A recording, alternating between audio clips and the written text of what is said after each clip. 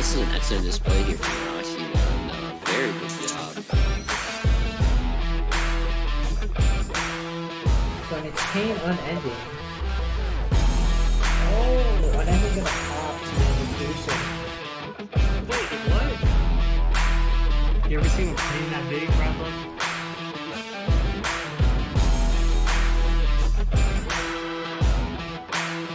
Arcanine Magician.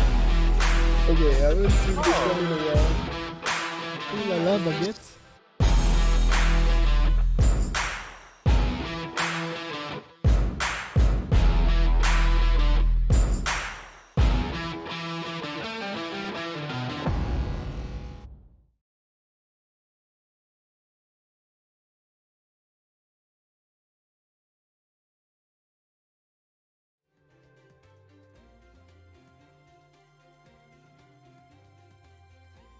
Oh, sorry. Hello, everyone. I do think I'm in the room already, just before I forget. And yes, hello. Hope everyone is doing good. And today, especially, I wanted to guest with the man himself, HeyZZy. If you want to Yo, introduce what's yourself. up, everyone? Thank you for giving me the opportunity to cast with you. Wanted thank you, for you too, a as well. couple weeks, maybe even seasons by now. You know, Indeed, just indeed. getting acquainted with the newer streamers in the scene. Exactly. Hopefully it doesn't lag as much. If there's any issue, feel free to say it in the comments as well. And also, I saw your comment earlier, Gaba. Yes, it is my birthday today. It is, it is. Happy birthday to the man himself. Thank Better you wish again, HeyZZy. all of those, how do you call it? Feels birthday man in the chat. Feels birthday, man. Alright, so for the first duel, we're gonna have Biscaya from Sun Clan, and we're gonna have item on the side of Draw Sense. So I do believe they didn't launch the duel, fortunately, or so I hope. But just in case. Okay, yes, they were about to get a shadow duel potentially, so when I see spectate, I'm gonna launch. Hopefully it goes fine. 3, 2, 1, launching. Looks good. Yeah, I see it's not lagging yet. Very interesting. So no, I just understand more your layout.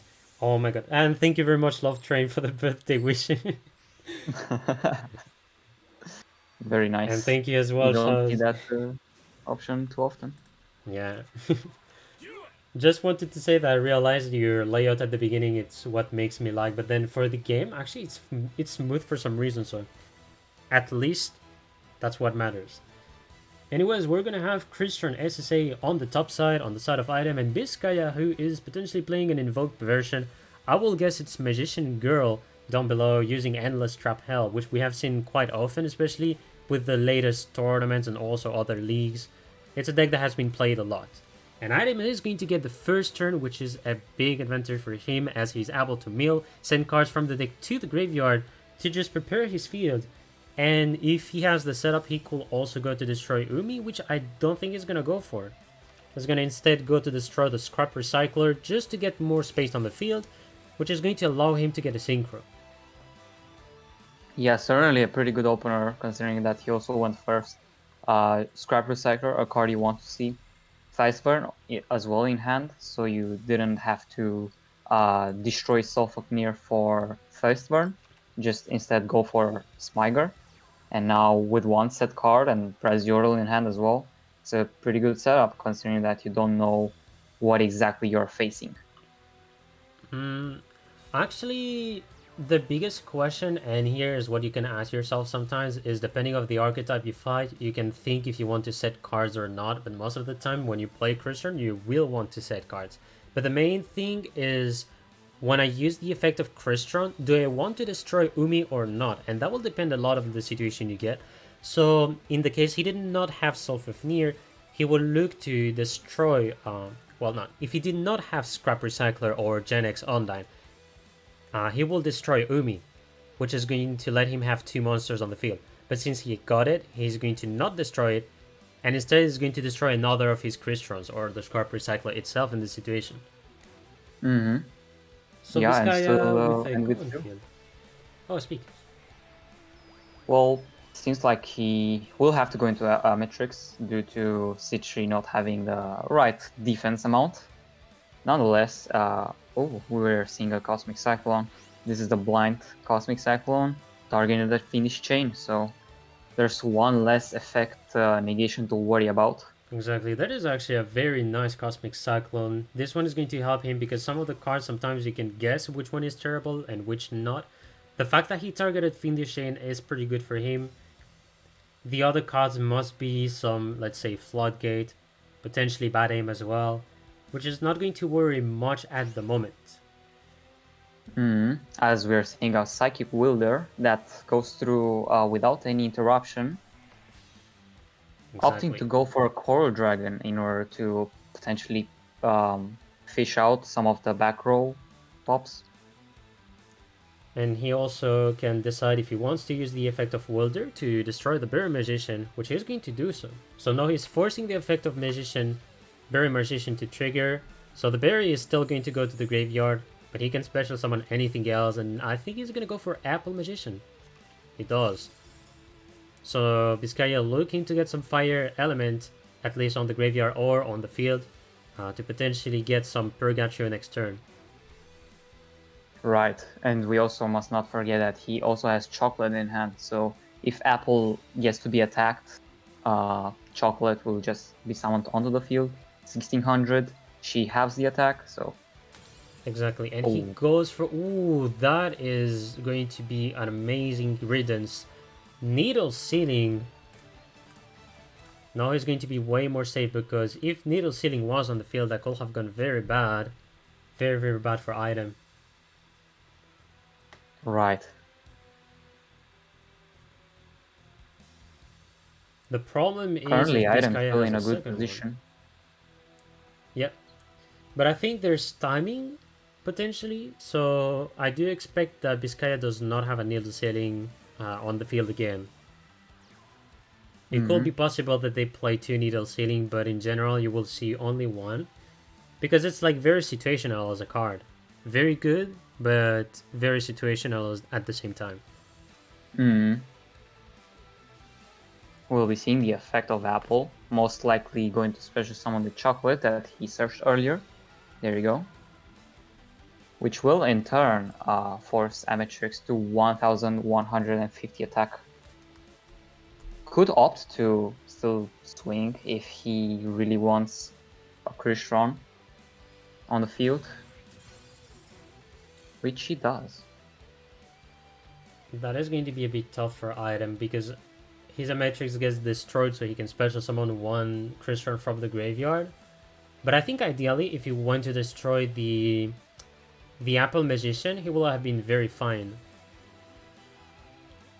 Because the back row, some of them you didn't really need to worry.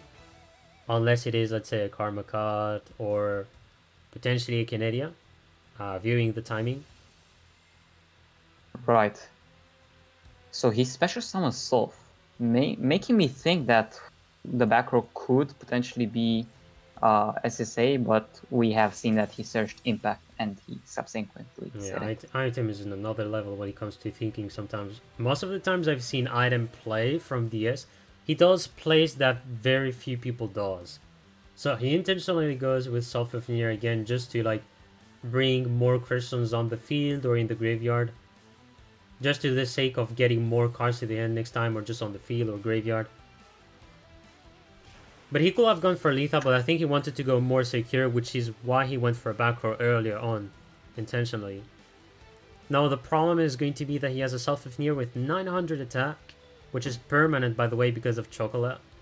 So let's see how he does, and if the back row helps him as well.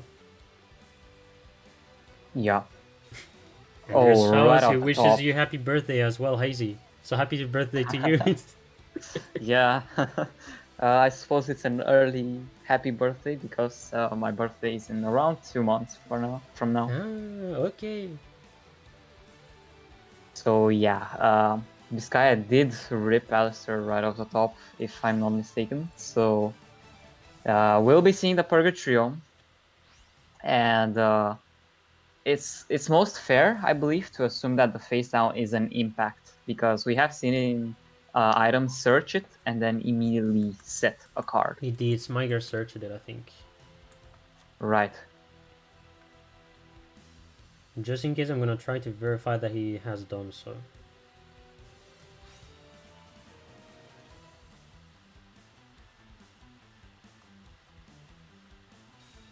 Yeah, right before he attacked into Apple with Amatrix.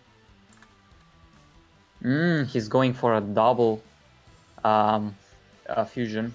This time using Press Ural for the Casitas. I think that is a Interesting to win, see. unless he has the SSA face down. That would be the only way he can defend himself, but no. Potentially was a Crucial Impact that was face down, and Vizcaya gets the first point for Sun Clan. Yeah.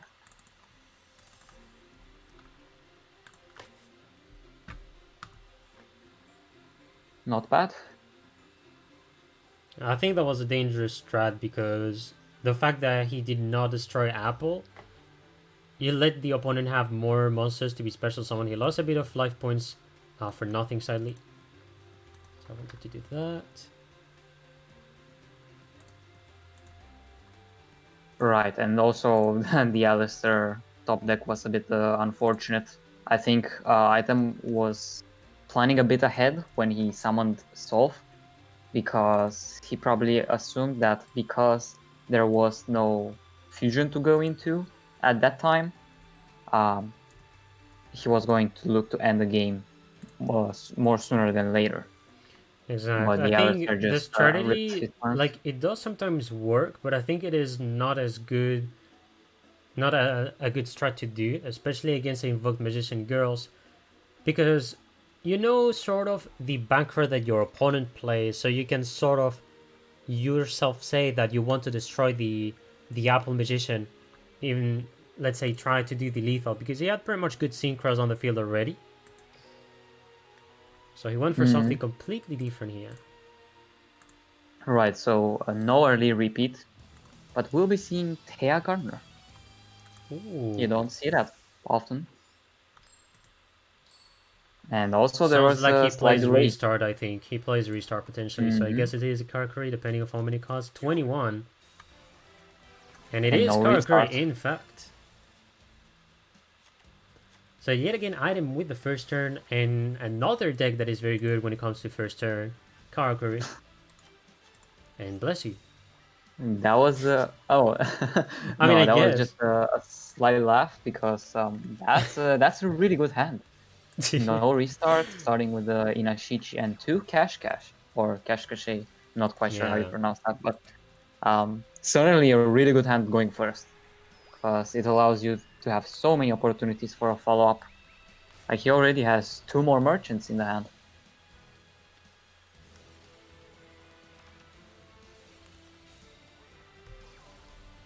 And yeah, we'll be seeing just the usual Karakuri combo.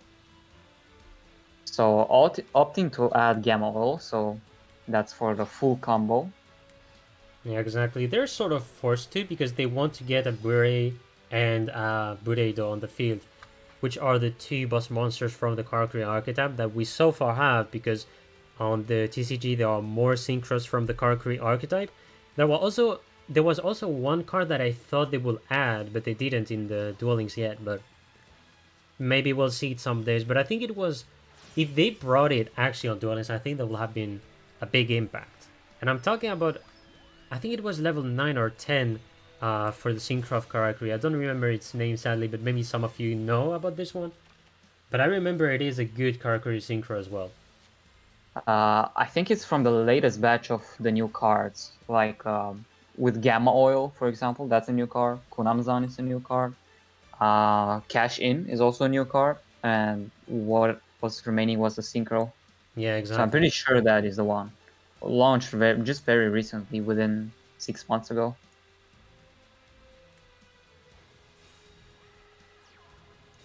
Right, so we'll be seeing 3 back row, but no monster. So the possibility of a Needle Sing pop is not viable currently.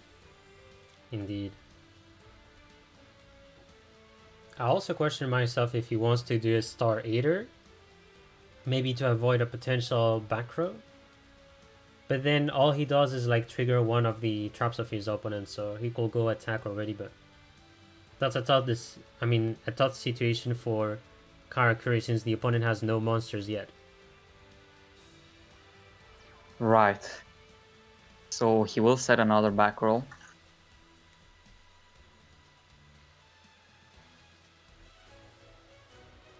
Item is going to And try to yeah. go for the attack. Attacking first of all with Bureido. A finish chain on Burei. Okay, he's going to let his opponent draw cards by doing such move. I mean, he negates the Bureido that switches the position of a monster, which is not bad at all. Actually, there's an issue that I realized on the side of... Well, it's a bit complicated because... that's very complicated. I should have already thought, but what I meant is... One of the big problems when it comes to Karakuri is which position you want to set Ninishi. If a Fiendish Chain was placed on an Ninishi while it is face up in attack position, that will have been terrible for him, but then you can see the Fiendish targets Burei, and because Ninishi is in defense, if an opponent monster attacks the Ninishi is going to switch to attack position. Which is terrible because you see it has 0 attack. So very tough position for the Karakuri player so far.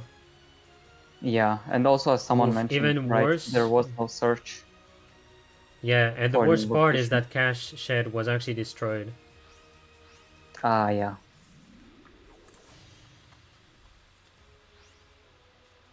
So Magellanica opting for no apple in hand.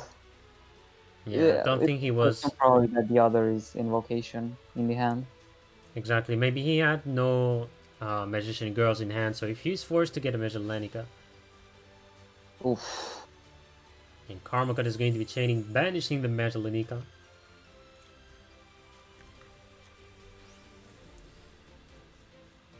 Another thing that I realized is that if Vizcaya doesn't put another back row... Oh, he has another invocation, wow.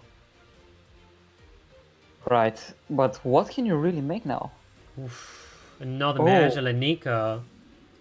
Second Vizcaya one, playing you don't 2 see that often. Magellanica. Which I think makes a lot of sense.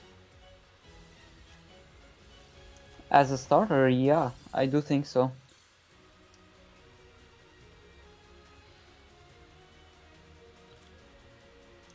Maybe Item could have been more patient, I guess.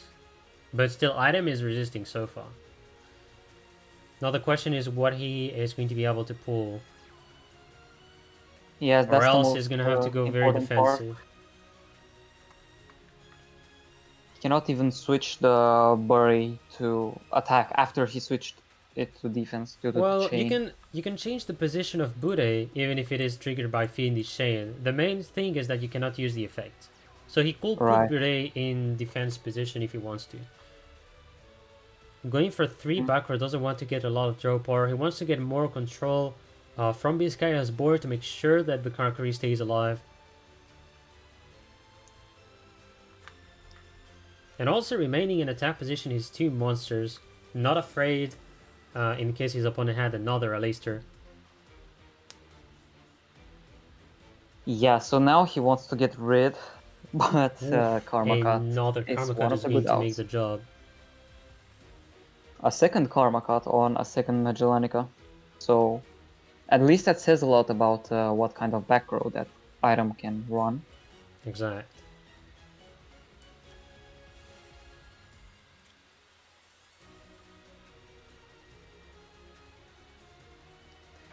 If he had a way to do level 10 Synchro, which I don't know if he plays, that will get him... I mean, he will be able to get rid of the Fiendish Chain effect that is face up on the field. Or at the very So- least, perhaps try to bait out the other back row. Exactly. And at that point you're winning, unless the face down is an Alistair. But then the big issue is that Karakuri, you can see that he doesn't have like that much cards anymore. Like Item has 4 cards in the deck, Vizcaya has 13. No, Biscaya is going to have to rely on the card he draws. He's going to draw Chocolat, which is a very good card to get, I think. Oof. Certainly. Unless Item has the counter, which I guess he has. He's going to have Ballista. Tributing Bude, which is going to destroy and get rid of Chocolat right off the bat. And if he has any monster that has more than 1200 attack, that is game. Goes for Inishichi. Probably will any search for a synchro that is Kunamzan. win, I think. Or Gamol. Yeah, exactly. Maybe he had the Kunamzan in hand. Right. Yeah, so he will be able to have 3 attacks to be stopped by just a floodgate, so we can tell it's Yeah, game already. that's still game, exactly. And that was very, very close. One card in the deck of Item. Truly a bit maybe too close for comfort, but in the end he still managed to Exactly. Item just overwhelm. managed to win the duel because he drew the blue shell of the game. So now this is going to be a 1-1. Mm-hmm.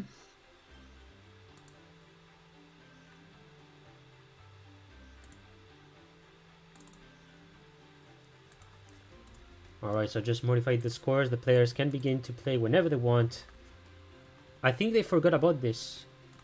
But I'm a future speedrunner, so they can already launch the game if they do want to do so. I am yet again playing with the tables. Typical from Korean players. Love it. Man, I swear, I'm like, not a Korean player though. Yeah, like sometimes, I tend to be able to play with Korean players, and I like to see them always changing from table to another table. It's always fun to see that. So they're going to switch the position, so what I'm going to do is simple. We're going to switch the names. So Item this time is going to be on the bottom. We're going to have on top Biscaya, which I don't know if BL stands for Beleza, but I'm going to guess yes. May the Brazilians correct me if I'm wrong. And there's going to be a... Wait, is this a mirror match? Oof. I'm gonna be scared if it is. Well, yes it is. But he's gonna normal summon first Ninishi, so if he has Inishichi, yes. Oof. Quite a good opener. with a very, very good opening here. That means he's going to have quite the synchros pretty fast, I'd say. Yeah, it only matters if he also has the back row to try to interrupt Item's turn.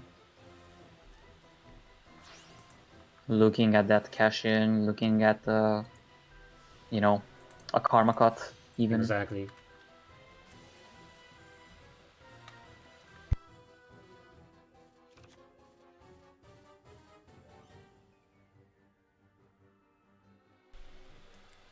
The old opening of Karakuri as well. Since he had the Ninishi and he can special summon Kunamzan, this is a way faster Budaido on the field, which helps because you do not use Karakuri Gamma at all to make it guaranteed Budaido. Right, so he can try to save it for when Bureido or Burei get destroyed. Exact. And he does know. He puts in attack position the Ninishi. Good move by Biscaya. Looks like a very, very solid back row. Even if it's 2. It should do the job. But it also depends on how Item opens, because if he gets a Cosmic Cyclone, that can get rid of one of the most important back row. And if he has Forbidden Lands, that is going to be even better for him. Faintly Shane. Certainly what you want to see when you hit the Cosmic. When you hit with the Cosmic. Exactly. There's one more. And I'm willing to believe that the other could be something that I think he has could, for example, discard, like a Karma Cut. Since he it could be possible indeed. Could also be just a monster, maybe just for a follow-up next turn.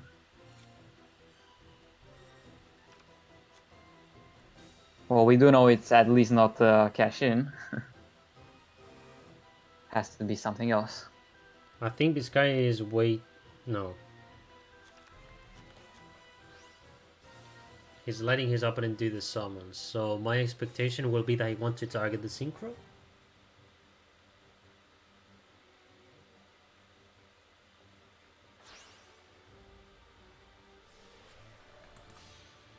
So there's the beret. Yeah, I think he wanted to wait to negate the effect of Bude or something. No, he's not.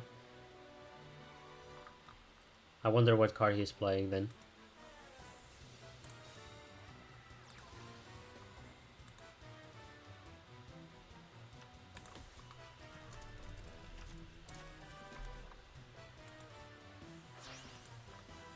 So there's also the Gamma Oil, Surge from Inashichi for the full combo. So he confidently is playing through that one set. He knows that it's not something that he will disrupt him. Exact. Also testing for the Cosmic Cyclone, very smart. Exact. Even though Cosmic can, yeah, I was gonna that say was indeed a Cosmic Cosmic can Cyclone. negate it. I mean, oh, okay, it negates it. Yeah, in quotation marks, obviously. Yeah, I think that means... I mean, I know that continuous spells and traps, when they get banished, usually they have their effects negated, but I didn't know that equipped cards can do the same. They do somewhat behave like a continuous spell, for example. Right, it stays on the field after activation, has effects roll. He goes for Burrito, which I think is a good choice because you want to reduce the draw power of your opponent. Plus, Item actually got a good opening again. Banishing Fiendish Chain was the best call he got, though, of course, he chose randomly. We cannot expect which one is the correct card sometimes. I think he's going to attack Ninishi. Because destroying your own Burrito, if you have the trap that goes with Burrito, which is Cash In, or let's say Cash Shed, which counters the spells and traps, that will be bad for him. We have seen Vizcaya search the Gamma, correct? I believe so, yes. I'm gonna try to verify that. Oh no, never mind. Because yeah, I don't no, think he did not yeah, search he it. did not. I know he searched for... Yeah, he searched for a Kunabzan in priority. So he did not open it, but will he open? Well, doesn't need to be spoken. He's gonna search it. But the cash in passes. That's a really strong negate. Yeah. Let's see if he has exactly Konamzan in hand. If he has Kunamzan, that is going to really help him out. If he has the oil, it is also going to help him out. He is going to have Necro Valley. Very interesting. So at the very least, there's no worry for the cash-in, but... Oh, the shit. This is really... Now, this is a great opening the item got here, because without the shed, I don't think he will have been able to stop his opponent from at least the destruction of one of his monsters, or Musashi or Bude.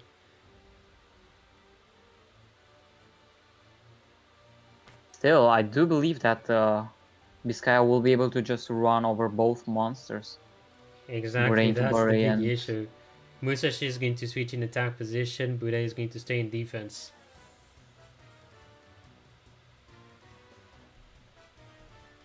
Trying to see if there's oh yeah yeah, there's the cash-in that is in the graveyard. Merchant. Right, so, and not only that, there's also a merchant in item's hand, so he can choose to go into another bury if need be. Exactly, that's one of the stuff. So there's still plenty of follow-up, even though both monsters could potentially be destroyed. Like, Item already has the way to go back onto it, but I think we'll see who he's going to defend. I think he's going to let Musashi get destroyed, and then he's going to switch the position to defense of Bude, who's going to be attacking. Yeah, exactly what will happen. Yeah, the opening was actually in favor of Item, which is pretty insane. Because at turn 1, for any Karakuri player, is already very, very like dangerous to defeat. But the one who got the best cards in any situation was Item. Situation was in favor of Item. He also gets the Inashishi that I think he drew before actually on turn 2. Yeah, he did search it with, well, not search, but add it back from the graveyard with Musashi. And now Yeah, he has the it all Kunamzan. really came down to the back row usage. Exactly. Vizcaya had somewhat of a like turn 2 back row, let's say, like the Cosmic, like the Fiendish, you know, not entirely what you want to see. You want to see the cash in, the cash shed going first, and Item did open those. So as soon as Exactly. he got done with his own turn, it all just went down from there. Also, the Cosmic Cycle on the Fiendish helped a lot. Exactly. So this is not yet lethal. He's gonna have Bude, which lets him special summon another well, not synchro, but monster on the field. Oh, Or not.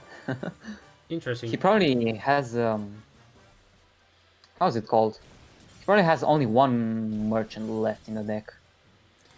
I'm gonna see the graveyard just in case. So there's a Kunamzan, one Inishichi, second Inishi. I think he's wanting to save the resources, and yeah, possibly he has like 2 Kunamzan in his deck as well.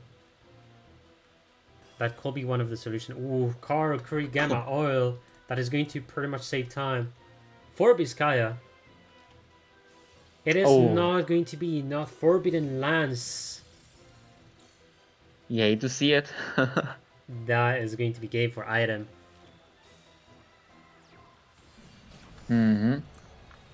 There it is.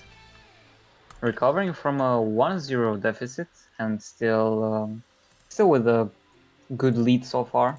Just only one game, but at least you'll be able to have that counter pick advantage if Item is to lose. Exact.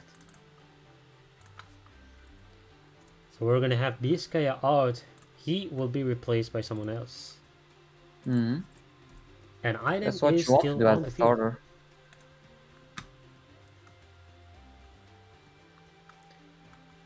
Just your usual, 1-2 is fine as a starter, despite what most people think. It is usually a very good start, like always getting at least one win, even if you lose. It is still going to be a win that can tend to be in favor for the end of the war at some point. Yeah, exactly. In the moment, it may not matter much, but in the long run, like you can have the second player streak, for example, or the third player streak. It all depends on how the matchup comes and goes, pretty much. Exactly.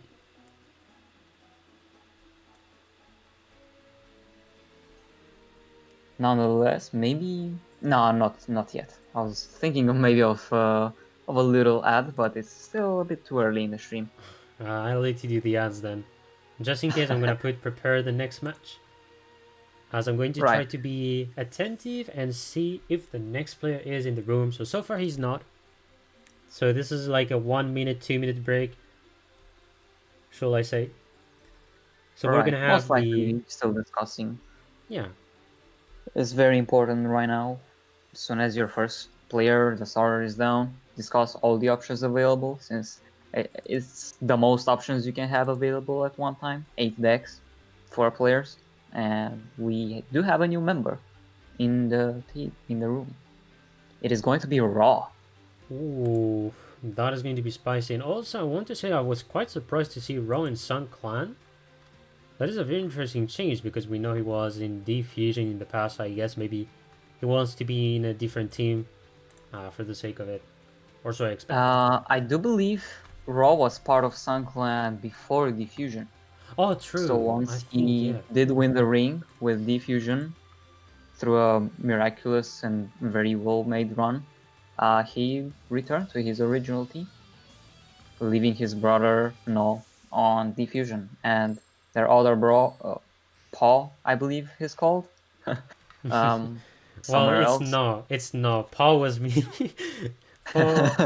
Like the thing about Paul is I've got to know recently when people said that No is Rose's brother, and I was like, I think it is a joke because maybe they know each other in real life, but I don't remember if they were real brothers. I think I've been told that yes. And I was like, for the fun, between N and R, you have the letter P, if we do the difference, like, I don't know, there's 4-letter difference, and I was like, well, P's in the between. So I was like, it makes sense. I'm gonna call myself Paul. There was a day I came with a joke. And I didn't believe that. I just was putting the table with the nickname Paul, and I had the Japanese opponent who came in the table, then clicked on begin duel, and I was like, wait, that's not no, sir. It is not who you think. So I had to correct him that. He must have been like, wait, is this not my opponent? He has Paul. He's Paul Raw. No, same thing, right? I don't know. I think he thought about that. Yes. So just gonna go back quickly with the duel. We have Gookie on the top side with Raw, which is a big surprise. He goes for oof. And a big opening here. We're gonna have a treacherous trap hole. You really hate to see it. Oh my! Forbidden Lance. Who do you decide to protect? I think he's gonna go for Ninishi if he has a more to normal summon, but he's gonna go for Kunamzan instead. But there's another card in response. But from which side is my question? Oh, I think it is Twist Cobra. Maybe it's not a spell trap, or maybe it is a ballista. It could be a ballista, but I think that's like... It is going to be a very hard field for him, though. The fact that there's Twist Cobra, Adam is going to have a hard opponent to deal with. Exactly. Even though Konami-san goes back to 2000 attack next turn, there's still Cobra to worry about. There's still a back row to worry about, which could, for example, be a Ballista squad. We know, very important card in Gokis. We'll be able to get any search, another monster. So if item only has this one back row, it better be something like a cash-in. Exactly. Like, Ballista has been such an important card the day it got released. Like, it has been played so much. Goes for an attack. Interesting to note that he's trying to trigger Cobra's effect.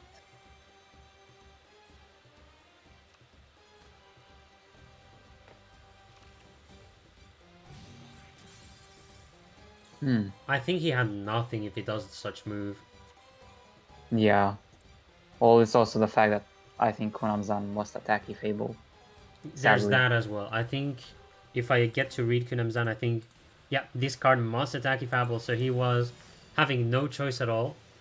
But he gets a Karma Cut, which sadly I don't think is going to help him. Yep, still reveals it, but he knows he lost. Ro is going to get a point this time. So we're back at a 2-2 score. Good needs to stabilize for Sun Clan. Koki, Exactly. you don't see it often, but if it works, it works. It does work very often, in my opinion. Like, against a lot of decks, it is the kind of stupid deck that works because staples, pretty much. Like spells and traps that does defend the archetype, that lets yourself use and beneficiate the effects from the monsters. So, pretty much goes like that. Yeah, and on the other end of the the spectrum, right? next opponent who's ready. So, you know what? That was a very fast preparing this match because I know who it was. It is time we're going to have down below. Let us see. And it is time to launch the next duel. And speaking of the rogue decks, right? The ones that use a lot of back row. Yes. On the other end of the spectrum, there's also rogue decks that are just... Let me just describe by 2 words. Weather painters. You have that kind of a deck. Yeah. A couple weeks ago, right? There was someone, I believe from Smogon Duel Links, that went 3-0 with Weather Painters. Even though they were on the last deck, it still proves that if you're not prepared and think that you're winning, the war is not over until it's over. Exactly. So the Weather Painter can always come back. Exactly. Like, 51. the thing is that rogue decks are really underestimated by some of the players. Like, they focus a lot on the tiered decks. So what happens if you don't... Actually, such a good opening from time with the Black Wings. There's also no Twist Cobra, so that is going to be a big hit and potentially lethal since there's no more background on the side of Raw. But what I wanted perfectly to say about the rogue decks is that they are like not that much cared from, let's say, top players or even players who want to be getting information about the tier decks or just competitive in general. So they tend to forget the existence of decks such as Guki. They also tend to forget Ritual Beast, and etc. They forget a lot of decks, so they're going to forget what the deck does, or maybe they don't even know about it. And so if you subestimate it, you can be in a big issue. So Weather Painters, out of all the rock decks, is the one that is the least read, or like the one where people don't want or just don't go to search any information about. Like they don't know how to play against it sometimes. Right. So many effects, and it's all a matter of canvas giving the monsters those effects. Yeah. And well, we'll be seeing just time with his pretty good board, Yeah. He opting knows it to is go game in here. second synchro, most likely. Right, and another thing about the rogue decks, right?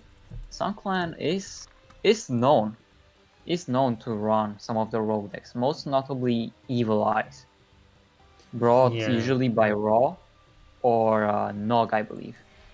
Yeah, because I've And seen in Nog the is not on past the rogue season, we have seen both of them running Evil Eye actually. I Mhm. commented like one of the diffusion matches, and I remember both of the brothers brought Evil Eye, which was a huge surprise to me. And that is how I got to know more about Evil Eyes at some point.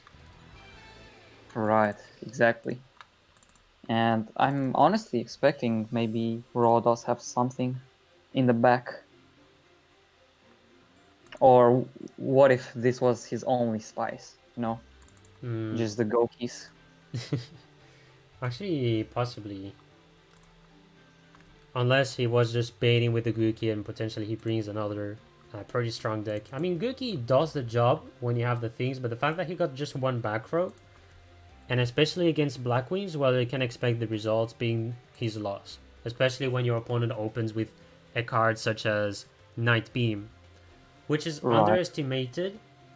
I mean, of course, Cosmic Cyclone, when it comes to card to remove back row, it is still the best, because it's a quick spell. You also pay 1,000 life point, it triggers skills, and it really gives a big advantage. But Night Beam is like not a bad back row, because if your opponent has just one that really can get triggered itself, and if you touch the correct one, or if your opponent has only one back row, you force it to not being able to activate. Yeah, exactly. Night Beam, I believe, is the second strongest back row removal, in my opinion. Just because of that. It can completely decimate some of the boards. Mostly because you activate it Exactly. on an empty board. Like with Cosmic Cyclone, you would usually set it, you know. Well, you can actually do both. You can use it or set it. It is as you wish, Right. actually. It mostly depends on the situation, yeah. But Night Beam, you can go for the bait and set it. Because there was a point in the meta where people were playing cards and they bait you with the Mirror Wall or a Drowning, you know? Right. There was a period of time where they do that. And fortunately, it was the best deck when it comes to baiting cards. They took a lot of profit actually from that, because back then we were thinking they don't have like anything, or oh, they have set cards, I'm unsure, I'm just not going to attack. And nowadays you just don't see any Wall of Disruption or Drowning. Well, Drowning is pretty much over. So Mirror, well, I mean Wall of Disruption, sorry, you still see from time to time, depending on who wants to play it. Mm-hmm. Yeah, certainly an underrated back row these days. So Raw getting the nice opening, but That's pretty Okay, rough yeah. actually. He had to discard an relate to that. impact. Yeah, he for had to Soul. discard the impact. He also had to destroy his own Thizern to be able to do an Amatrix next turn potentially. Right. So there's one Whirlwind. And Zephyros. Another thing is that I don't think there's any offerings to the Doom. So Time did not open this card. So in my opinion, Raw is still fine. He's going to be able to pull an Amatrix normally. Right. Not only will the defense position switching effect save him, there's also the float, and also the fact that it's still 4,000 life points. So it's still pretty hard to go through a C3 as a Blackwing player. Because, yeah, you will be able to force Citri with the Raikiri, but unless like Chidori is hitting a lot of numbers, I don't Indeed. see lethal this turn. You So could also be far- seeing a Necro Valley actually. Oh yeah, if Peak he does go performance. for Necro Valley, he's going to be getting a lot of profit because he is going to force the effect of Side to trigger and potentially do a synchro.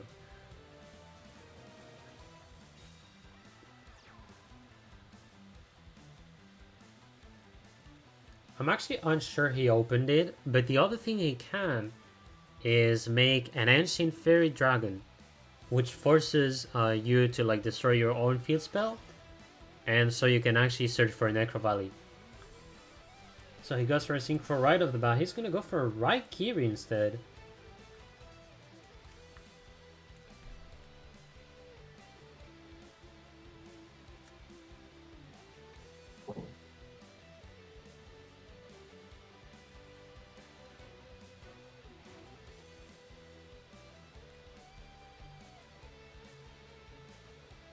So I wonder why he went for right Kiri.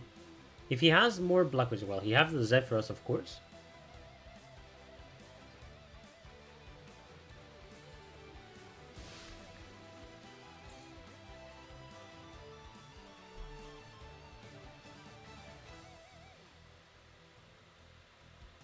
So now we'll be able to trigger the C3 effect if need be.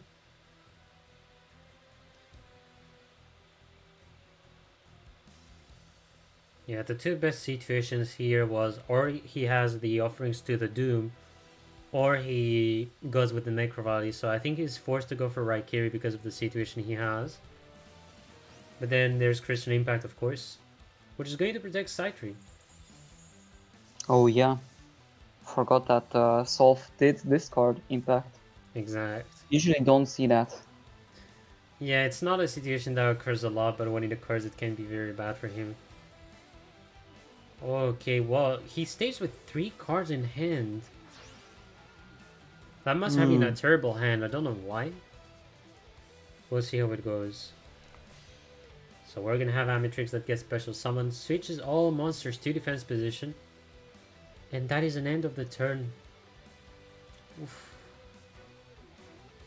Right, so we still have Solf in the grave. One card that was just drawn, which is online. Really good to see it. Yeah, Raw is going to have an amazing field very soon. I think he potentially is going to be able to go for Aquarian Gandrux. Depends on what he draws. So he's gonna be sending first of all the Theisvern to the graveyard. I think he's gonna want to use the effect. And I think he's gonna draw for a Prasiordal. Otherwise it's a Rosenix what he draws. He goes for the Prasiordal, yes. Allowing him to do more special summon just in case. And goes for Self-Ifnir.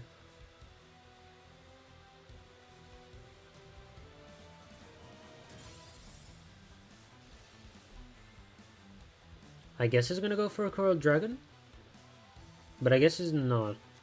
No, he goes. He puts the Rayon on the field. So my guess will be that he wants to bait with a Brionac or a Coral Dragon. One of the two. The question... Well, we do have the 3 cards in the hand for Yeah. Raw. Although I don't think that Raw is going to waste the 3 cards he has in hand. He's going to use 1 or 2. Potentially 1. I don't think he's going to go for lethal yet. Because at some point it depends on the back row. So he's going to be discarding his Gen X controller, discards the side tree.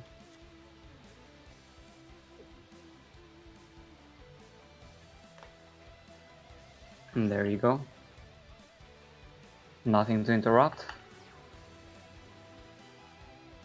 Yeah, at this point, Time has to hope it's something. Yeah, I think it was a Cosmic Cyclone what he had. Or else it is an Offerings to the Doom. It was a Cosmic Cyclone, unfortunately. Even rips off the mountain off the field. Unfortunate. So very tight first half for both of the teams. Always getting ties on the 3 first points of the match. Yeah, certainly very close. You never see wars, or rather matches, this close this early. Actually, one of the times at a casted war, I think there was like 7 ties in a row. I think I had that once, which was Whoa. very, very rare in my opinion. Yeah, it's almost insanely rare. Just whenever it happens, it's you never think of this or expect it.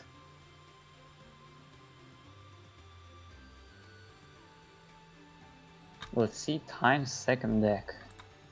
Ah. So switching from the regular Kaiba to the DSOD Kaiba, 22 cards as well. Seemingly no restart delay. I'm gonna try to catch you then. Alright, so Well, at the Mythic moment there Links was and no nothing. card being played. Well, now the Solve will activate. So Raw will go first. Yet again, with a nice mill this time, he gets to discard Thyzern, which is very helpful for him.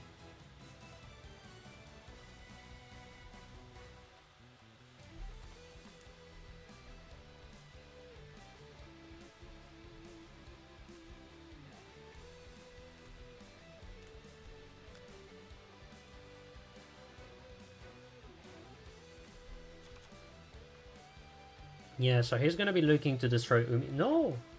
Doesn't want to go destroy Umi. He's gonna have to destroy Genix Undyne. Oh. Or not. I said nothing, sir. Didn't Citadel hear anything. Whale is on the field. He goes and destroys Umi. Very good. Gets the tuner. Tributes the Smiger and the Genix Undyne to get a nice whale on the field, showing that he's a pay to win. I mean, it says well, so you know the stuff. But anyways, a nice well which is going to let him bring an SSA face down. And if he has more spells and traps, he can. I mean, he can set, but he's gonna just have one. Still looking like At a the very good least, field. does have the C3.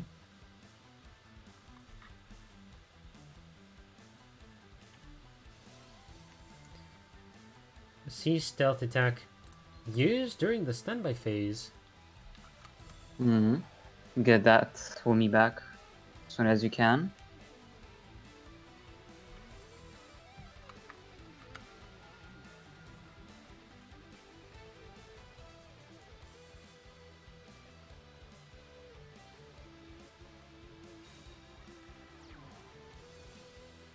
And Leicester.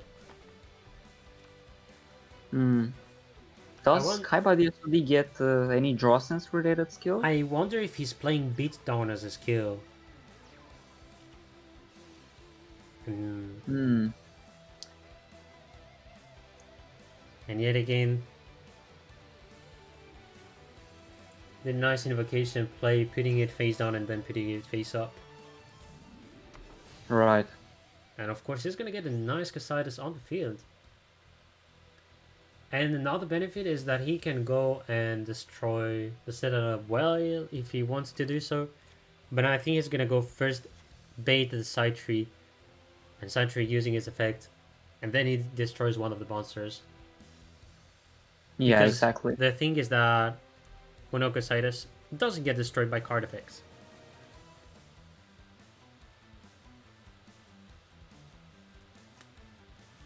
Yeah, Drawson's Dark, good call, Charles. Actually, I know it is a skill that you can play on like Invoke Magician Girls. But it is hard to know exactly who has this kind of skill. Drawson's, there's a lot of characters who does have it. Yeah, exactly. And you can also just use, like, there's Zane, there's Yami Yugi, there's Kaiba DSOD. It's like so many characters that have another deck attached to their name. So you can never just, for example, you go first and you see the Kaiba. Well, for some reason you think it's Blue Eyes and you prepare your board according to the Blue Eyes. And then you get rid of by Alistair. Destroyer. He's gonna have to attack Samurai Destroyer as early as possible, I think. Right. But then the issue is the timing as well. If he doesn't use the Aleister effect, yeah, he's gonna have to end the turn in this situation.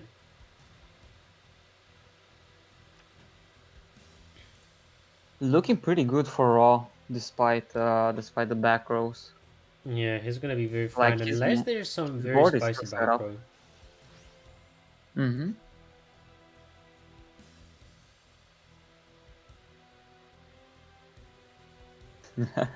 What Shao said, if you're a chud like me, you play Drossens Dark on Dark Signar Carly. I will actually play it on casual. Actually, does Carly, the normal Carly, doesn't she have Drossens Dark? Because that will be the version I play of Carly, actually. I think Because of the Shao's music. like the regular Carly more, so if she had Drossens Dark, I think she would have used that. Unless she he does just have wants it. to pair the themes, Dark Signar, Dark yeah. Carly, Dark Sense. You know what? Just for fun, I'm gonna try to check this after this duel.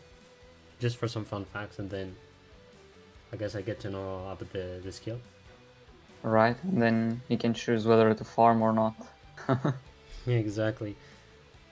Well, we do have the KC Cup. Oh, she doesn't have it. Well, F for the regular Carly then. So now we see a very casual play. Summer Destroyer negating the effects, and then Whale is going to be able to destroy the Cositus.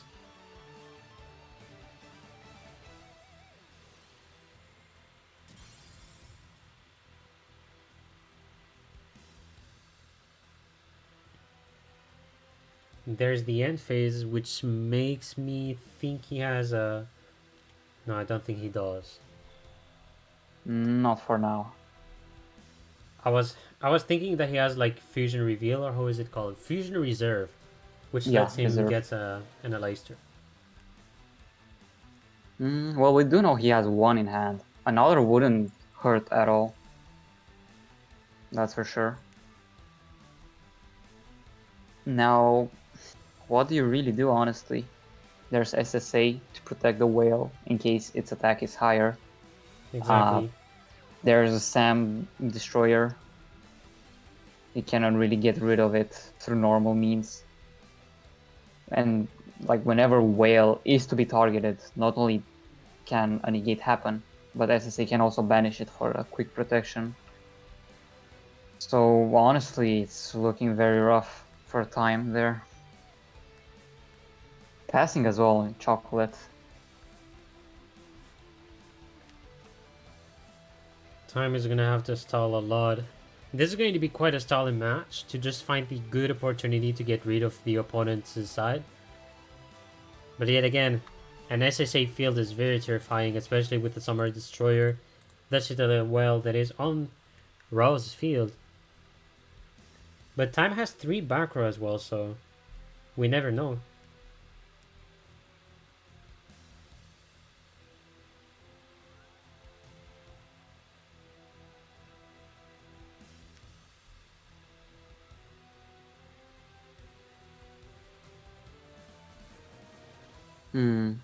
Thinking. Exactly. Big thunk emoji on both sides. With Yu-Gi-Oh cards as well, because me talking about Discord emotes. Enemy control that is going to get activated. Which card does he want to switch the position? He goes for Summer Destroyer. I like that. And my question is, does he have any counter to Citadel? Well, he does not, but we get to see the effect of Chocolate working out. And I think he also has the effect of Apple that works. It does. And which card is going to be the last one he summons? I think it is a Berry Magician. No, it isn't a Aleister. Oh, it's Alistair. Oh, interesting. Interesting. And look at that whale with 638 attack. You do not see a whale with such attack in a long time. That is an epic. Although, I think it's going to use the effect right now to get rid of Citadel Whale to put it back on the field to get more attack. It's going to be forced to do so. That is true. Although I am wondering if he doesn't want to do so to avoid a spell trap. So, he doesn't need no, so I think he's waiting. Okay. He's going to be waiting instead. I think I know what Raw is trying to do.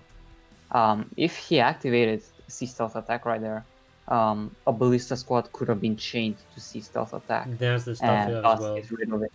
I was thinking that one of the traps from his opponent will activate, which is blocking him. Needle Ceiling that is going to chain. A very tough position to use Needle Ceiling now.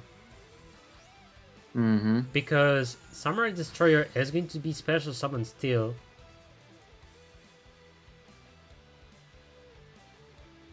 Oof. Yeah, very Oh rough. my goodness. Oof. Divine Wrath. That is going to negate the special summon of Samurai Destroyer, and he also saved the invocation. And I think any synchro, and that is game. That is going to be lethal this turn. Because he just needs to discard a Leicester, and that is it. That is insane.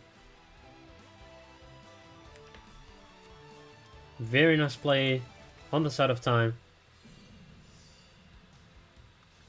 And he was making sure that the opponent has no Sphere Kuribo, and time getting a win for his team.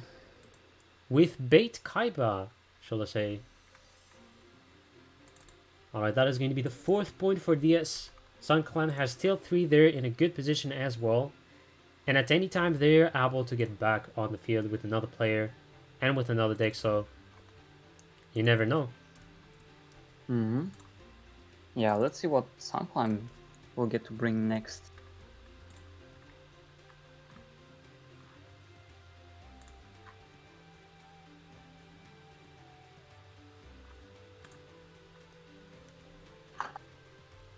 Alright, so yet again we're going to be waiting for the 4th player, well, for the next player to join the room.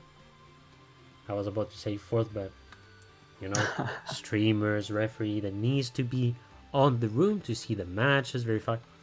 You know the deal. Yeah, always has been. I must imagine that since the first just season, I looking guess. back at everything, right? This is the 5th season, I believe, in which I'm a part of. Wait, let me actually count. Oh. Actually, the 6th. Yeah, Oh, very nice. that's a couple years. Yeah, that's a long time for sure. Like, I really didn't know much about any clan until I got to know GLF, which is a French clan. Like, back when I played Duel Links, I was speaking sometimes in the in-game chat, and I saw people talking about GLF and all, and then I was like, well, why not joining the team? And that was like my first way to get to know about clans. And they also said that they want to participate in wars. And I think one time they participated in a team wars, but they also participated one time during clan wars. So I just got a lot of surprises after I got to know that. Yeah, I do think GLF had 2 or 3 seasons, starting from season 3, I believe. So just Yeah. around the time I also came down to the scene. Because I know they only played on 2018, and like it has been, I'd say 2 years, they haven't done any competition. Mhm. And I'm trying to get them back on the field of competition. So like maybe there's going to be a time where I bring more French people for Team Wars, which I don't think we're ready yet, but there's a time that yes, maybe we'll do. But so far I thought of doing something similar to Clan Wars, which is called LEL, which a lot of people do know sometimes. Liga Elite Latina. Entonces. Mhm. Oh, I was about to speak Spanish now. I just say tontes because, you know, when I speak Spanish, I tend to like cut the words unintentionally. Yeah, it's just a habit because, you know, the mother language or a secondary language. Exact. So I was just trying to see, here's the next player who's going to be on the room. And I'm going to start writing the name of the player. We're going to have Hegelian Boy, who gets on the field.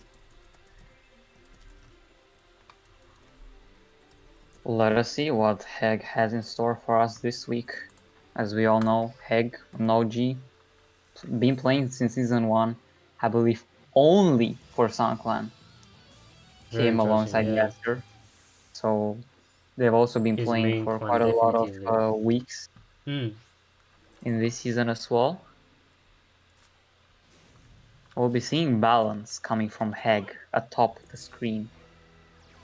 Sounds like a dark magician. Mm-hmm. Could very well be. Not quite sure what other decks are running balance that are also somewhat relevant in this meta currently. Good question. At some point, Because I people don't try think to do it with for Karakuri, but Karakuri, you will never play 20 cards. So I think it yeah, must be exactly. another deck. Hence why I said Dark Magician. Another deck was potentially Shiranui, but I mean, with the nerfs and the way you play it, it isn't that possible to be Shiranui. So it was Dark Magician, in fact. With the Prisma Circle. Exactly.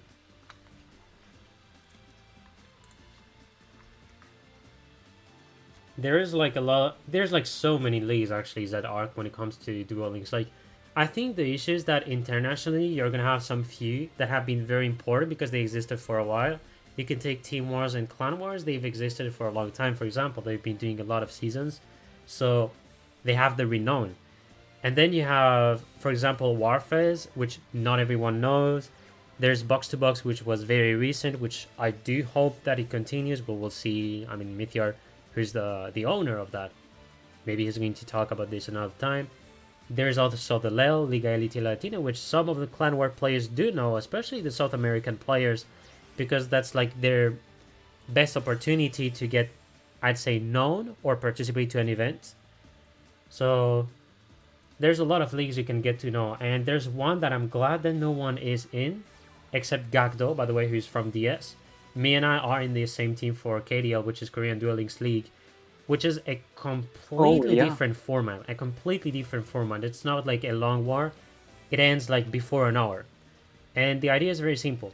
Each player has one deck, no side, and you actually apply a ban list that gets that uses the TCG rulings. So for example, if I want to make a deck that uses semi-limited cards, I can play multiple semi-limited cards. So, for example, if there's enemy controller, if there is, let me say a stupid card. For example, Solitaire, Shiranu Solitaire. You can run both of the cards, 2 copies. So that's how we build decks in KDL.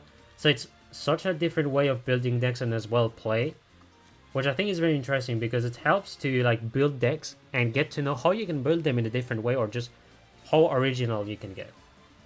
And I think that's very nice to see. It does sound very interesting. Like, not only this format hasn't been seen, I think, anywhere in Duel Links, but not even in like the TCG. Like, it's some variation of a draft format. Exactly. In the most basic way put possible. But there's so many things to keep track of, and if I recall correctly, right, the other Korean team that is also new to the Timor scene, yes, 12 O'Clock Cheaters, I do believe they did win the 3rd installment of the Korean League. Correct me if I'm wrong, though. I don't know. I think there's more Korean leagues that I need to know because I don't think they participated in KDL, but I think there's like another league for Korean players that maybe they played and they got 3rd. But if they talked about KDL, then I guess that's the one. Yes, because I'm a bit confused because I didn't see, from the players on the 12 O'Clock Cheaters roster, I didn't see them in the KDL. So, like KDL has a bit more casual players. Very few are like inside the competitive as much as others, but yeah, I can see that. Yeah, I think I've made the move because like for Koreans, when they were like, oh wait, we got strangers now, what is this? They were pretty hype, and I had 2 teams who wanted to recruit me, and I was like, well, not so bad. I'm a stranger, but they take me. I take that. Which is pretty funny because there are some leagues that you will expect maybe they don't pick you because you don't speak their mother language. But I mean, I'm honored to be part of a team, and I have a lot of fun so far. Yeah, that's good to hear. Like, whenever you want to expand. Oh my goodness, Herald of the Abyss. Just like this Herald. That is going to completely change from control to potentially lethal. He's going to be able to get rid easily of the Berry Magician. New box today, yes, I think it is going to be released today about the new box. Darking is correct. Today in EST time. I think or in EU time. I'll check right after this game, because if it's EU time, like today as in 8th, then we should be seeing the new box in 1 hour. But if not, then in 10 hours time. Just the usual Also, release time. just one more fact, I believe he has the, yeah, ooh, 2 navigation. This is going to help him very soon. He can use 1 right now, but I think it's gonna wait. I think, yeah, the best play is just to wait, because the chain overall does nothing. Exactly, the Fiendish chain is pure bait, just to try to trigger the effect of the navigation. Canadia, though, is going to be chained. He's going to want to chain right now. Right. Plus, he There's can your also use one 2 navigation. On the same turn, I believe he can use navigation. Did he use 1 this turn, actually? He has 2 in the grave. Oh my god. That was an insane back row. Wow. Time with an insane back row. Having the Wall of Disruption, by the way. And I also got to know one of the nicknames of Wall of Disruption in 2020. Wall of Brazil. But it gets negated. No more Brazil. Brazil has been removed from Earth. And that is going to Quite be unfortunate. a point for HeyZZy. So we're back at a 4-4 score. Very, very tight for the first half. Second one is potentially going to change a lot the pace for any point differential, should I say. Like, if one of the teams has like 2 more points than the other one, the rhythm is potentially going to change. Yeah, for sure.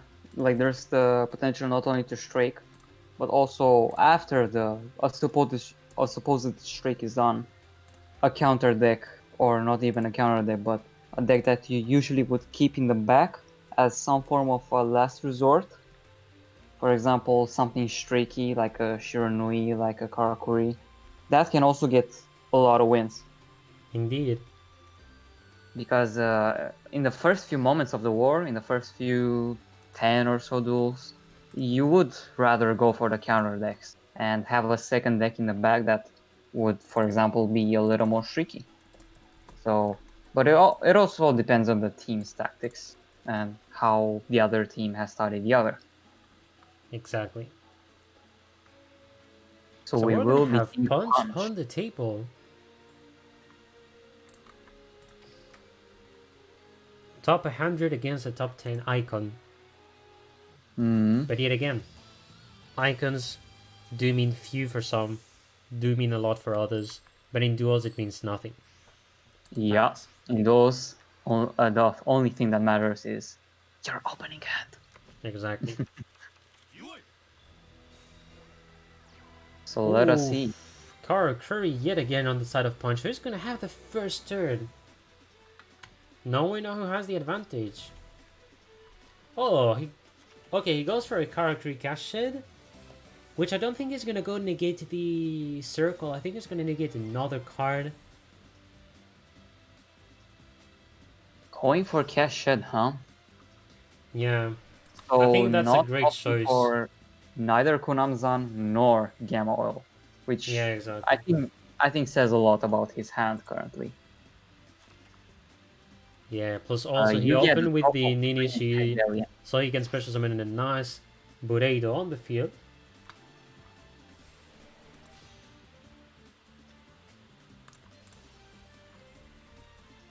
And on a very cute way, he's gonna put a Bureido in defense position for some reason.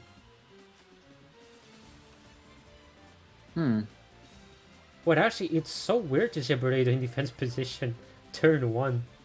I think this also says perhaps that he's got a cash in. Yeah, He makes surely it a bit has. telegraphic, actually. He intends perhaps to activate the cash in on a potential rod, switch the Burrito back to attack. We'll see. There's the cash shed that was searched for the circle. A glossy circle. So Hegelian does have a Prisma, a glossy, potentially another. 3 sets as a Dark Magician player. Yep. You often don't want to see that. But for all we know, they could also be bluffs. I realized he negated the circle, which I thought he was going to let the circle through and negate the navigation. But I think he was thinking that maybe his opponent had like 2 navigation. Which indeed is possible. Speaking But of I mean, the realm the of counter trap does possibility, like disrupt the navigation, and I mean, you gain some time actually by doing such move. So Karakuri Gamma Oil, which is still going to bring the Blade back. So far he has lethal, but it is not really lethal as there's a response from one of the cards. Yet again switches in defense position. and nothing to be chained, I think. There's one card that changed on his opponent's side, but I don't know if it is a navigation. Right, now I think we can see a delay, for sure. Can swing in safely due to the skill being balanced. Exactly. And now the question is, do you go for the game? Ooh, Oh. that is unfortunate. And also chaining illusion. The fortunate thing is that he can stop the attack of his own Buddha. Which is That not is like true. the monster effects. The Karakuri monster effects. I think it Right. sounded a bit confusing, but maybe some to understand. I mean, No, it's perfectly understandable. Speaking of the bluffs from the last turn, we do see a bluffed circle to be set and activated. Only to be quote-unquote negated by the Ballista Squad, granting no search.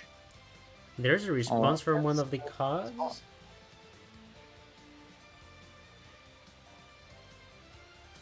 It's not uncommon for Dark Magician players to run some form of negation through the form of a counter trap. Or navigation. So he did top deck into a Dark Magician, which is fairly good. Does play around Floodgate this way. But I think the other set card should be a cash-in. Yeah, I The think he's turn gonna one be looking can for with a cash. Burrito. He's gonna have to try to maybe bait and be able to switch the position of his burrito as well, so he can gain stats.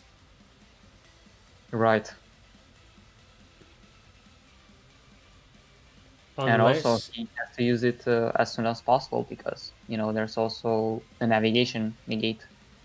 and then at this moment we're going to see Big Eye from our opponent. He's going to take control of burrito. Just kidding. But yeah, I think if Big Eye gets released, Dark Magician is going to be tier 1, no doubt. I mean, Dark think so Magician too. is like... Dark Magician is the typical deck that is strong to special summon Dark Magicians. With 2 level 7 on the field, it is going to be very nasty if you pull a Big Eye. Yeah, that's true. Plus, it's And not not even only needed that, for right? Dark Magician, I think. So Karma Card there's is going to only do the one job, left. gets rid of one of the Dark Magicians, so... His 2 monsters are still going to be destroyed, sadly. And not only that, he also discarded Merchant. Yes. This could be indicative of another Merchant, but Yeah, I think he has another one, which is going to be very tight for him. so speaking of the rank 7s, right? Not only Big Eye could be a problem, but also Draco Sack. I would love to see that in Dark Magician. Mega fan I of this agree. Draco Sack. So now he opens with the other Inishichi, as you called.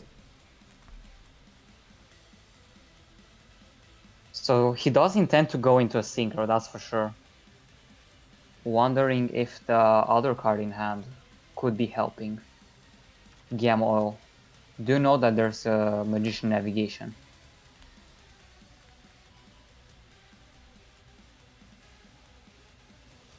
He did use 2 of his Kunamzan, also 2 of his Merchants, and also 2 of his Ninishis. So this is the only monster that could be in his deck. So Gamma Oil being negated, that gets rid of the other possibility of Yep. getting a monster. And that really hurts. I do wonder if he couldn't have like done a comeback using Cash In, for example. Because it basically says that negating the effect of a monster, like... Oh no, wait, I think you cannot negate the effects from Grid yet. I think there was maybe a comeback possibility, but that would have been very tough for him still. But anyways, Right. 5th point for Sun Clan, who's going to take the advantage on the first half. And we're going to have to see the second deck from Punch. And I don't know if they're going to go for a repeat or not. They will actually, in fact, repeat.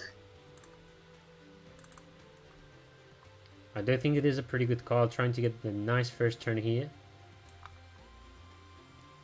That is So true. Punch is below. If they launch the duel, time to catch them.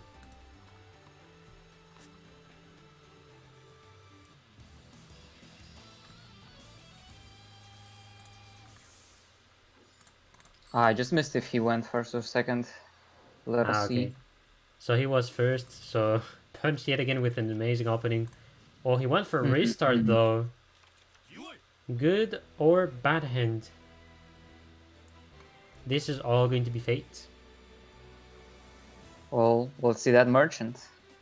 That's all you want to see after a restart. Indeed. There's a Ninishi. If At he has a least Nina Shichi, progress. that is going to be a great opening.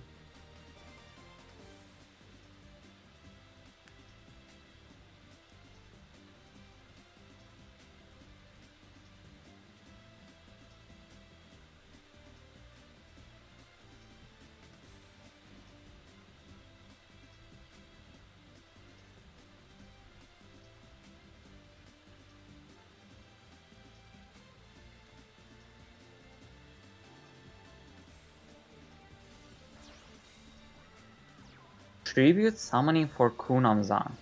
Very interesting play, considering that he has the Gamma Oil to get it back. But here's the thing about that play. This only nets you a burrito. And I think you really need something more than a burrito and another monster on the field.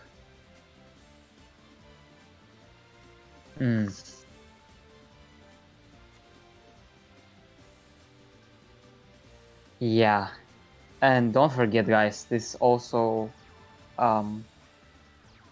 Punch also used the restart. Hegelian will only set 3 though, no rod, no circle. So at the very least, Burrito will net a draw.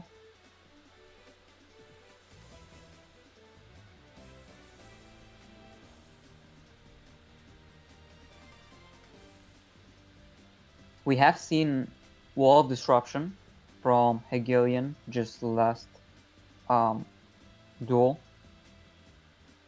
So if he was to just swing with Burrito, that would have been pretty good, but considering he also has Ninishi on the field, that's minus 1600, only 1200, so even a rod can go over the Burrito.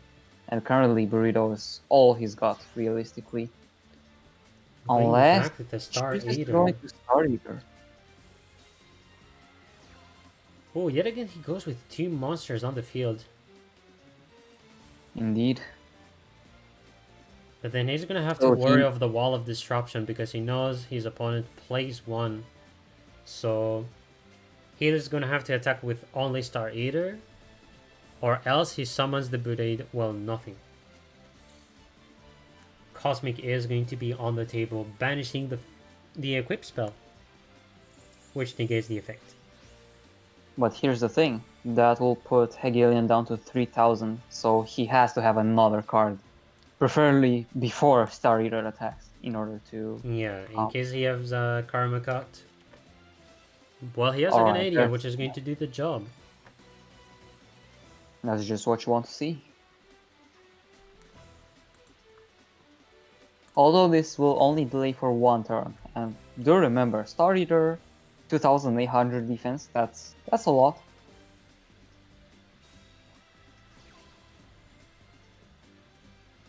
Although Circle can certainly get rid of it.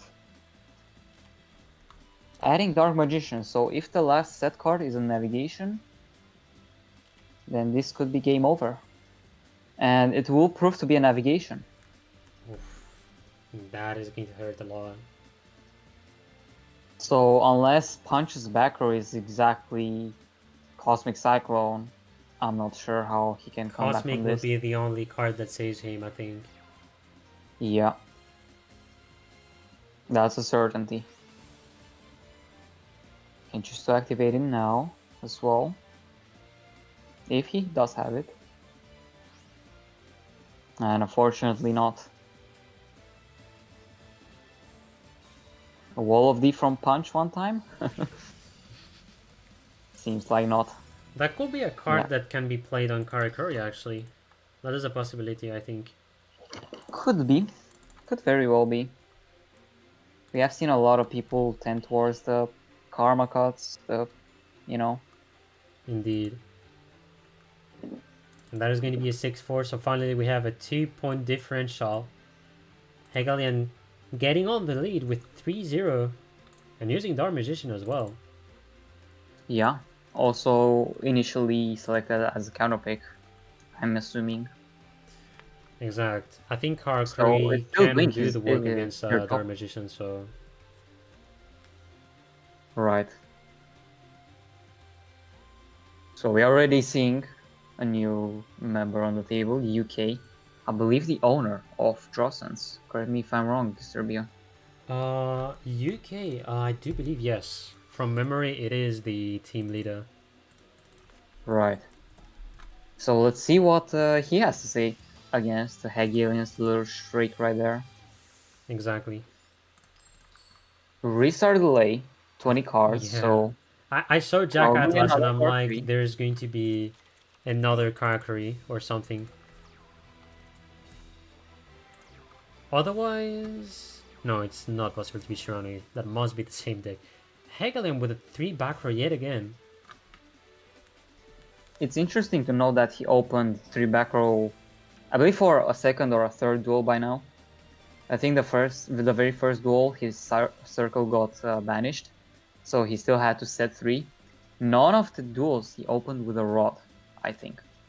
Or at the very least the first. And Exact. he's still 3-0, so going really well for him and Sunkwan.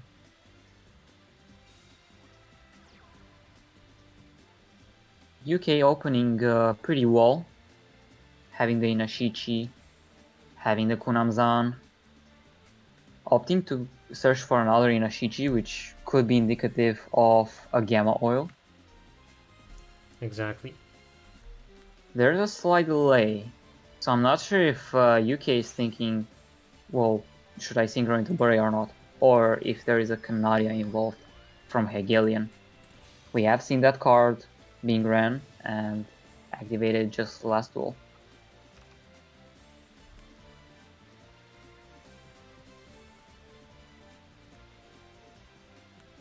Getting Inishi out of the deck for the Merchant that was searched earlier. Now it's the turning point. Do you get the Gamma Oil?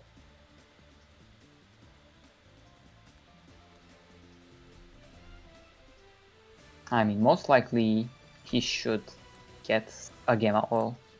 So I was trying to verify the graveyard as well. So there's indeed an Inishichi Kunamzan. If there's any karma card in response, he can take profit and banish the Inishichi, which can be perturbating actually. It can disrupt. Right. He's gonna let it pass though. For a Musashi. And I do think that Musashi is going to be giving another Inishichi back to hand. So draw power at its finish. And another very interesting thing to note, we have also seen Wall of Disruption from Hegelian, and Musashi is pretty much the only monster that can play around that, so to say. There's a CC for the Gamma Ult, so no more extension. So just as I was saying, Musashi can freely be used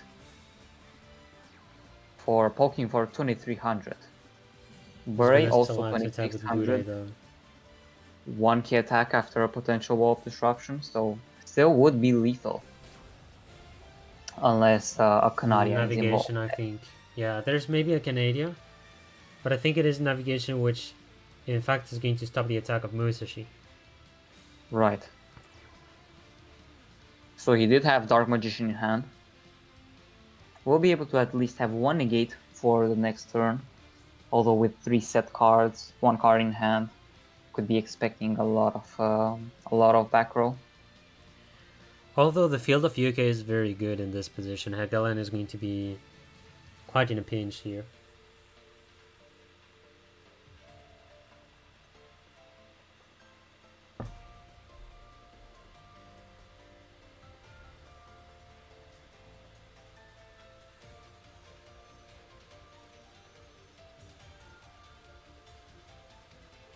We're gonna have the battle phase, is gonna have the illusion still in defense position. He's gonna do just one attack. Right, so playing it a bit more safe, considering that he's only at 400 life points. Not that they matter that much, considering that Burrito is 2800. Nonetheless, 1 Karma Cut that could be getting negated.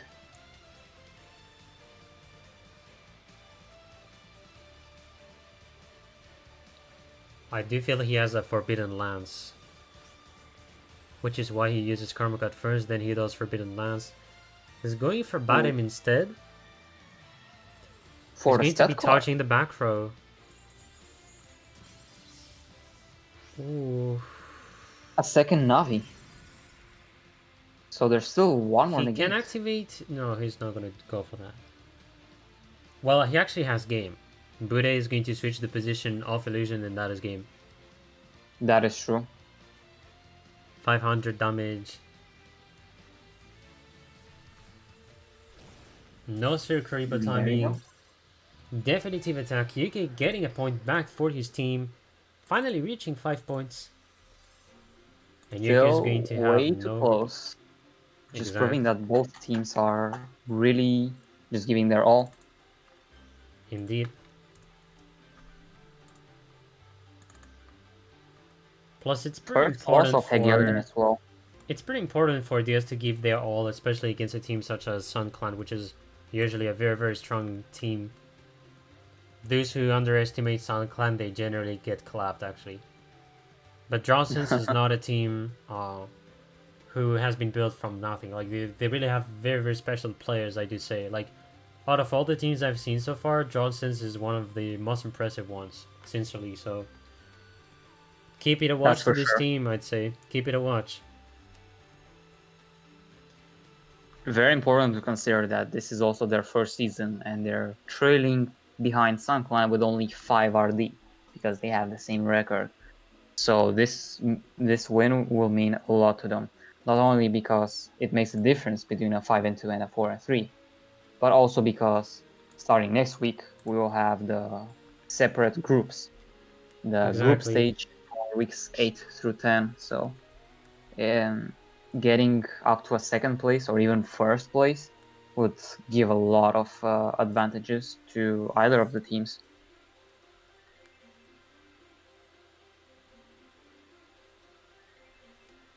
But we're gonna be going for the second duel. No position change. UK on the bottom still, and Hegelian who's on the top. Gonna be Karakuri against Crystron. So yet again, I think no, that's the second Crystron on the side of Sun Clan, if I'm correct. Because I think there I was think like Raw brought one, I believe. yeah, Raw brought the Crystron. Hegelian also has a Crystron. Oh, we had a raid. Oof. LTY. Oh, LTY, thank you so much for the raid. Hope you're doing good. Thank you so much for the raid. Nice. LTY Pokeshamp. So let us could have see. really loved the Korean community. Anyways, very nice field on the side of UK. Who's going to have Bude as well as Kanamazan in 3 set back row? He's looking good here.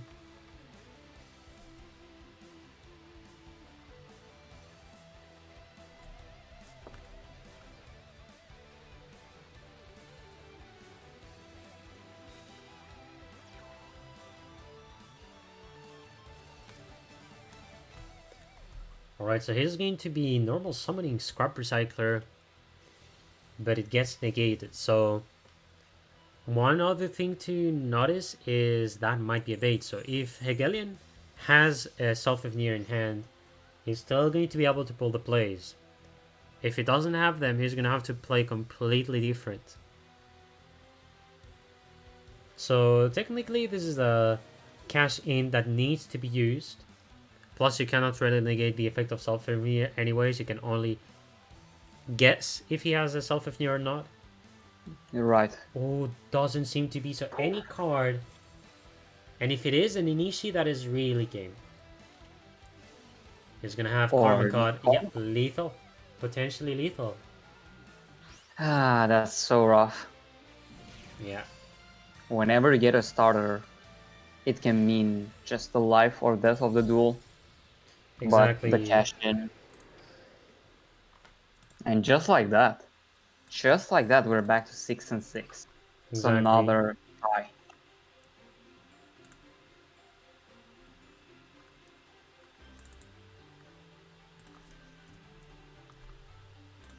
Yeah, Christian wins percentage is indeed very high.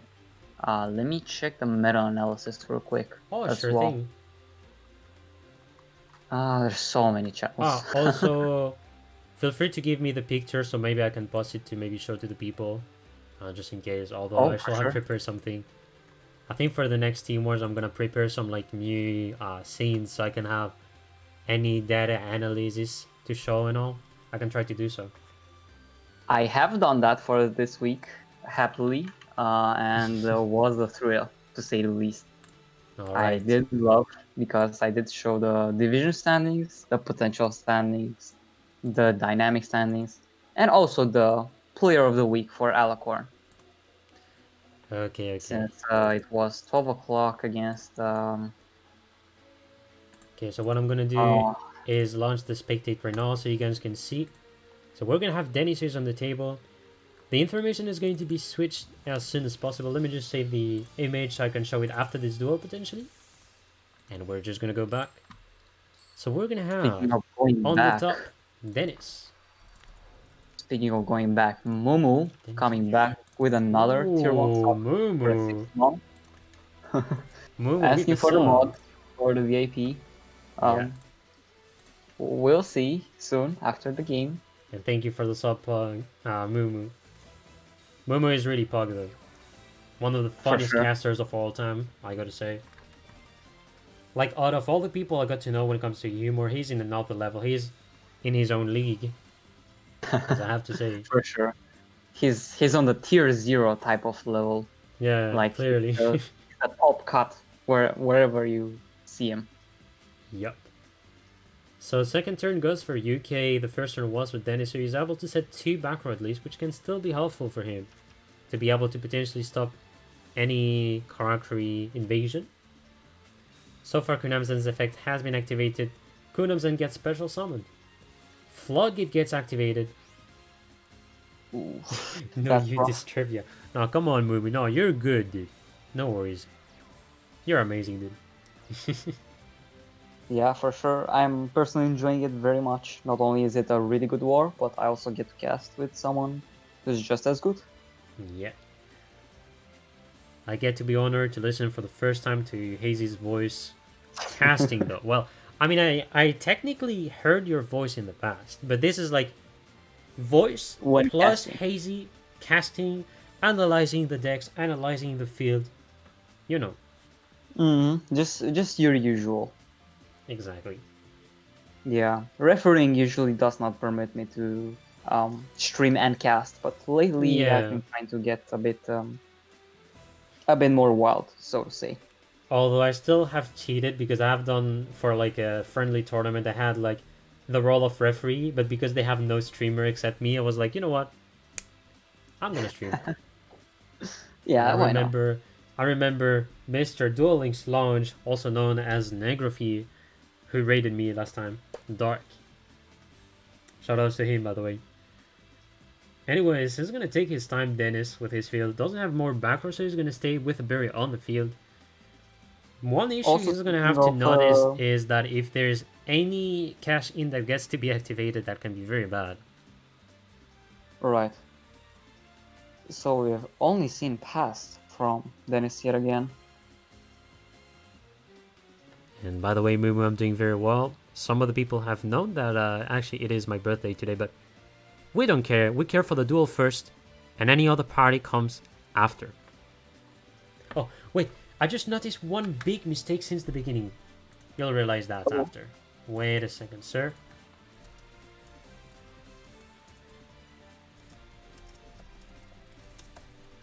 Alright. Oh, come on. This is not big. Wait a second. Ah! Removing the parentheses. Removing the parentheses. This looks more smooth right now. I can't believe I forgot to put HeyZZy. My bad. Jesus Christ. Ah. And it's quite crazy because I actually just went over that part and yeah, I noted it as okay.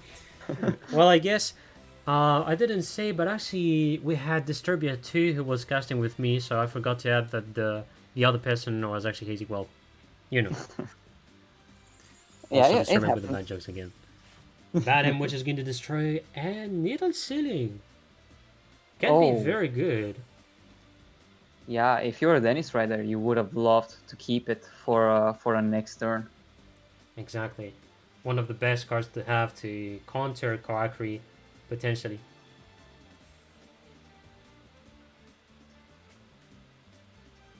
Chao's in the chat daring Momo to play today. For reference, Toon Squad will play against Pharaohs at 8:30 p.m. 8:30 p.m. What's that in my time? That's 3:30 a.m. Imagine sleeping. Couldn't be me. Actually, I do love sleeping. Like, in the past, I was memeing with the fact that who does sleep and all, and then I realized how important it is because I just get so bored every day. There's a point where you like grow up, and you try to know what to do as an activity or as a job, or as for the studies, and the only word that comes in my mind for like 3 years in a row is the following: I'm bored. So at some point it's interesting to oh my god, chain disappearance that is going to banish the 3 Aleister from the deck. Oh my goodness. Oh my goodness, UK with chain disappearance in the main deck. Jesus Christ. And it went off. It actually went off against the card you wanted to This go off. is ridiculous actually, because this is not a card you do expect often. This is like, Chain Disappearance is a side deck card that you can potentially see in some of the matchups, but in Team Wars, very few does that. So that's an amazing call by UK here. Absolutely Right, and- wonderful Chain Disappearance call on his deck list.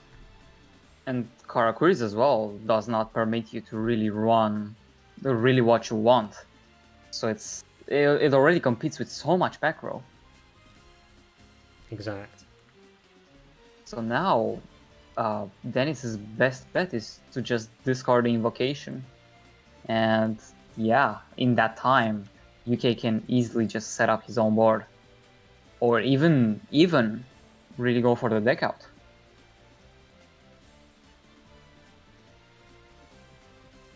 Provided that he gets to negate said invocations.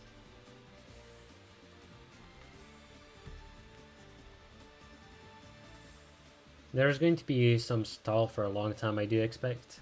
Especially with the kind of field that UK has decided to go for, which I think is good. Because with the Chain Disappearance, you remove 3 Aleister. You also remove 2 cards from Dennis's deck, which really slows him down. Right. So if UK goes for stall, he's going to be the one winning, and he knows that. He doesn't even need to rush. He can let Dennis set cards and all, but he knows he just needs to skip turns, or maybe potentially summon more monsters if he wants, but at some point he's going to take his time. Yeah. And the more turns go, the less is there a possibility to discard invocation, I feel like.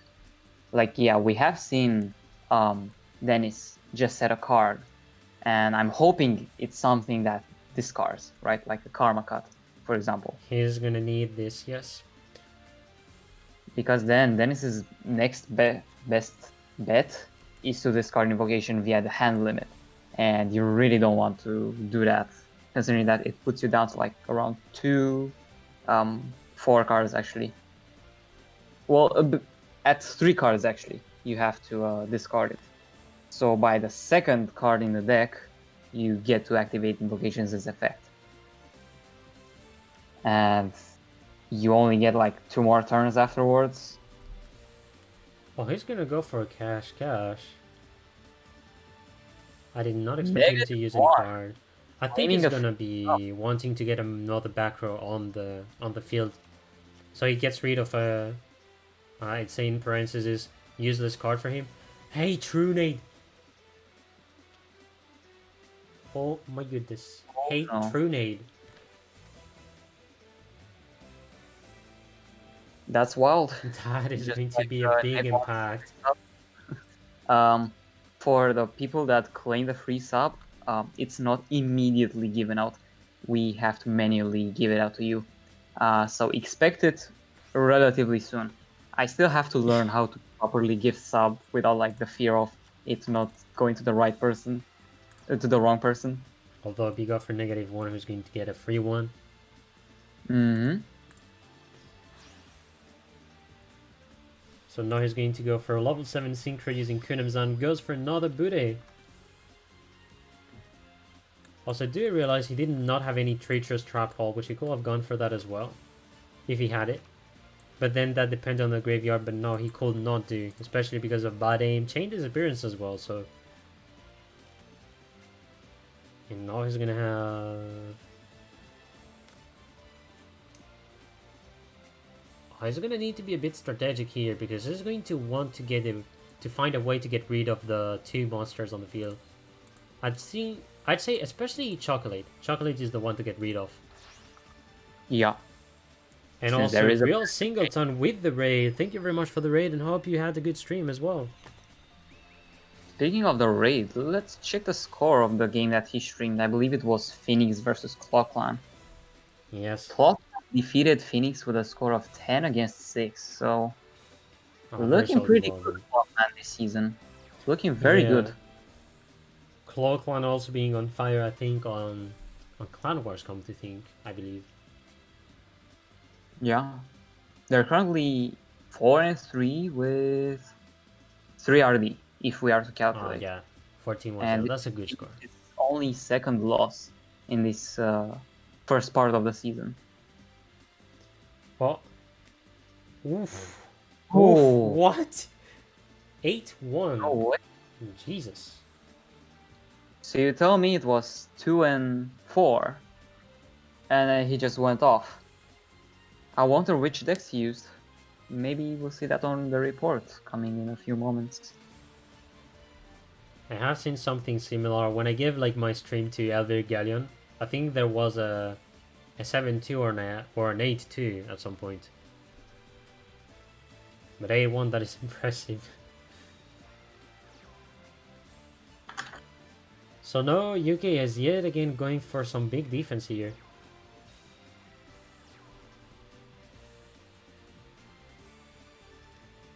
Oh no, well, when I said 8-2, I was talking about another war that I have seen, but 8-1 for the one that Singleton has casted.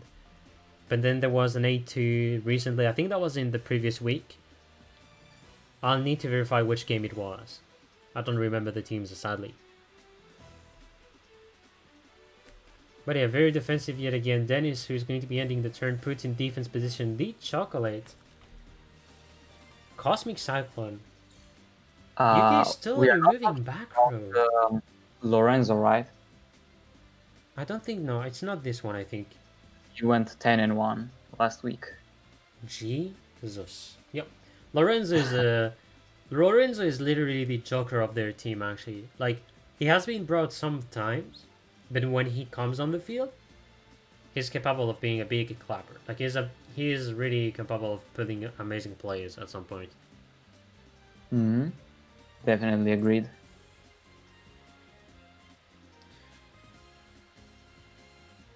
I mean, that's what you say, Shaos, but the one thing is that Karma Cut, or if he had a Raigeki Break, will be the best card, so he can discard Invocation.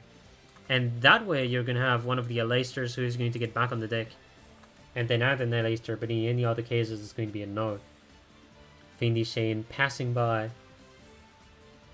Going to slow down him a bit. And now the Findy Shane is going to be on the field. Which I do think is not going to care, especially if he has another Ninishi. So we'll see how it goes for him.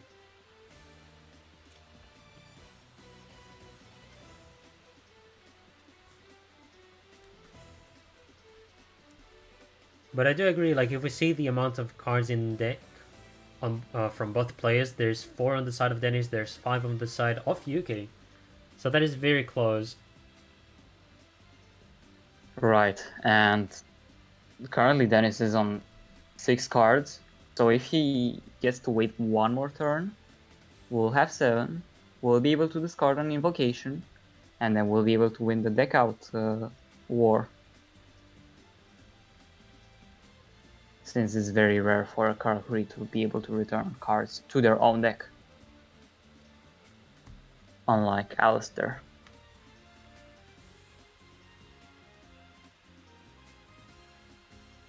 So that is what Dennis intends to do, especially with those 2 Finnish chained Karakuri synchros. Just stalling and stalling. Because this at is this getting point, tight because... mission. Okay, removes one of the Cosmic Cyclones, so he's gonna remove the one that targeted the Bude, which... Okay, yeah, that's what I expected. Attacks the Berry, doesn't trigger the effect. Smart. Yep. But now we'll be seeing 7 cards.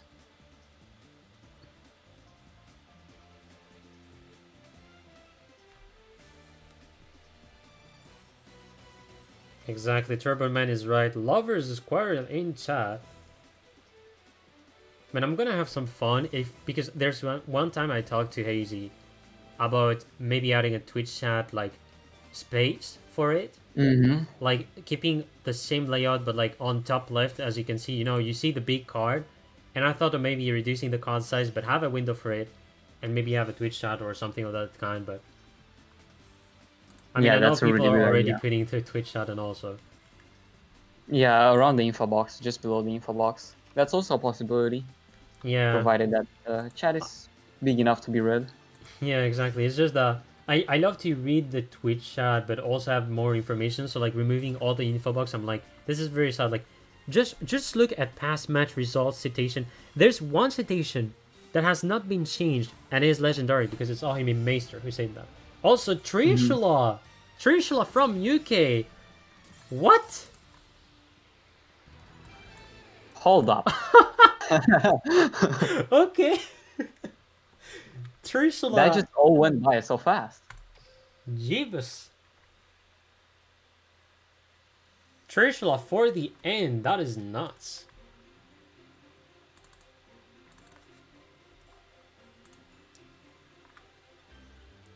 Oh my Jesus. I guess we have seen something very special. The table as well, so yeah, it will be indeed a repeat for possibly repeat, yes. Second one, I think. I do expect a repeat, especially with the deck that he has, because that was pretty much a coincidence what happened. So if he does the repeat right now, he's going to be able to potentially stop UK unless UK yet again gets a good opening. So I don't know what they decided for. If you have any word, feel free to tell me. Going to be launching the next duel. Just in this time I started a little ad. All good, no problem. It is what it is. Only the real ones can hear us right now. I'm gonna do a recap for this who has the publicity or something. It's fine. No need to worry about that. It's just maybe they will lose some precious seconds as far as repeat on the side of San Juan. Oh, okay, so UK gets the first turn here. This is going to be a bit different because first turn was for Dennis previously. So I think UK, I don't know if he's gonna go accelerate his deck. We will see.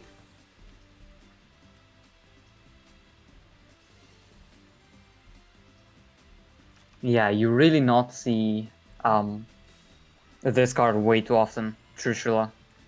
Like we've seen from Punch, I believe it was Star Eater. We are also usually seeing Despot Jet as another. Actually, so the 7th extra deck slot is really flexible. Yeah, Despot is usually often used, started as well. Like you mostly see these two synchros at least, because you only play like 3 Karakuri synchros in total. But the Trishul is what I have never seen before. That's pretty much a first. That is true. Well, at least a first I've for never me. seen I it don't know before. for the others, because of course, I know you guys from the Team Wars community or generally from competitive. You will be like, oh, but I have seen the Trishula in the past. What are you talking about? And I'm going to be like, good for you, my dude. I can't expect it. I cannot expect Good it, for you. sir. But I mean, the card is technically like, has no effects unless you use dragons.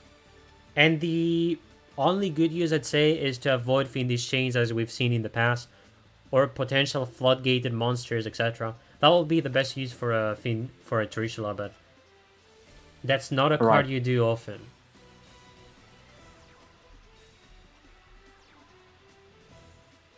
Seemingly a decent board. Going first Hmm. as well. So Shao says that Trishula is better than Jet Deskbot. And I'm not Currently. going to say which one is better because I don't see them as better, but I see them as different. Because it's going to depend on your situation. If you have a level 3 plus the Bude to make a Synchro level 10, having a Deskbot is still helpful to at least try to destroy the card unless your opponent counters with an effect.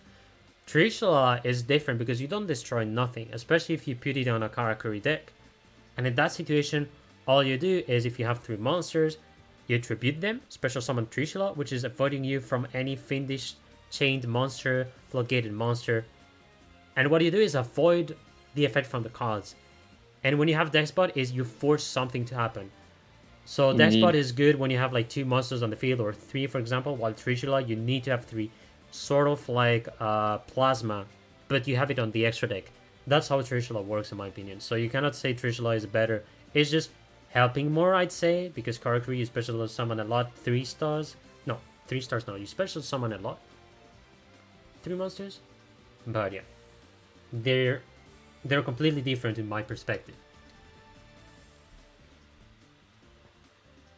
Yeah, one is used, as you said, to get rid of the already used back row, and then the other to force said back row. Exactly. Speaking of forcing, we are already seeing an Alistair down to the field. Will we see another chain disappearance from UK or not? So we're gonna have an Alessa that gets activated, and is there any chain disappearance? No, but there's a Cavalcade. Still a banish. Not the best banish, but still a banish indeed. Mm-hmm. But Although we if he does see have a a second Alistair in relocation- hand. Yeah, exactly. Yeah.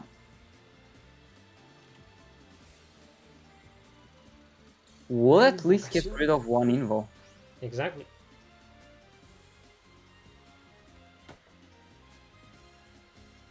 Oh, well, better in the current meta.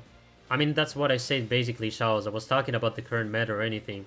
It's situation, and it's very hard to say which one is better at some point, but I do relate to what you mean here because you have a lot of decks that they get to rely back with the back row. Like, there's many tier decks that do rely on multiple back row, like Invoked Magician Girls. Kara Corridors rely to that, Shiranui still relies to that, Dark Magician still relies to that, etc. So I do relate why Trishula will be better compared to a Deskbot, Jet Deskbot, sorry.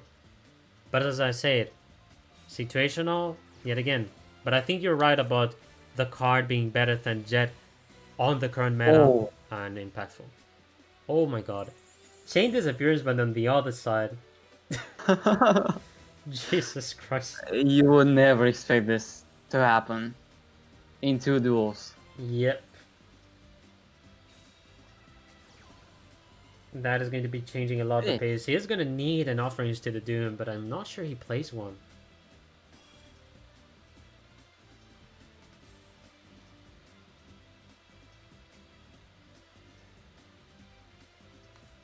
Now we see why Dennis chose to repeat. Couldn't have given UK the win due to the chain disappearance without activating his own.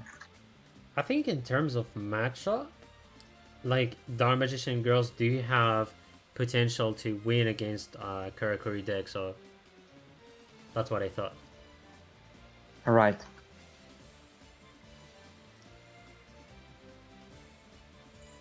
Exactly. Yeah, when it comes to matchup, exactly. Trishula is going to offer more if you're against a bad matchup.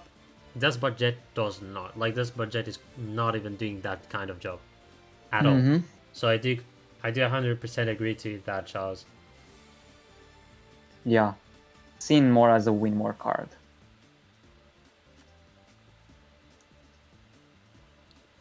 Doesn't it? Ah, yeah, it got Fiendish Chained. Exact. Still, that's one some bad nice roll. boost in attack and defense for the Burrito. Even though there's like a Fiendish Chain. That is true. Currently still only down to 1 invocation, 1 Alistair in the deck. I think Also he not has a whole lot two. to fuse with.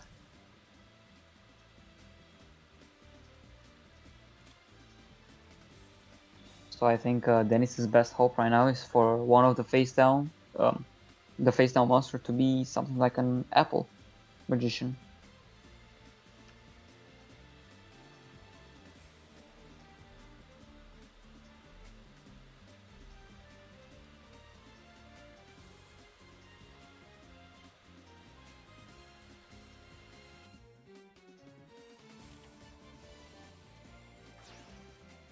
We'll get rid of the called apple magician girl for the burrito.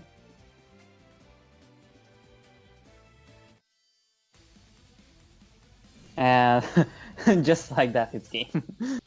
Oh well. UK really had nothing chainable. Yep, Which is he had a unfortunate, lot of disadvantage in this expected. position. Mm-hmm.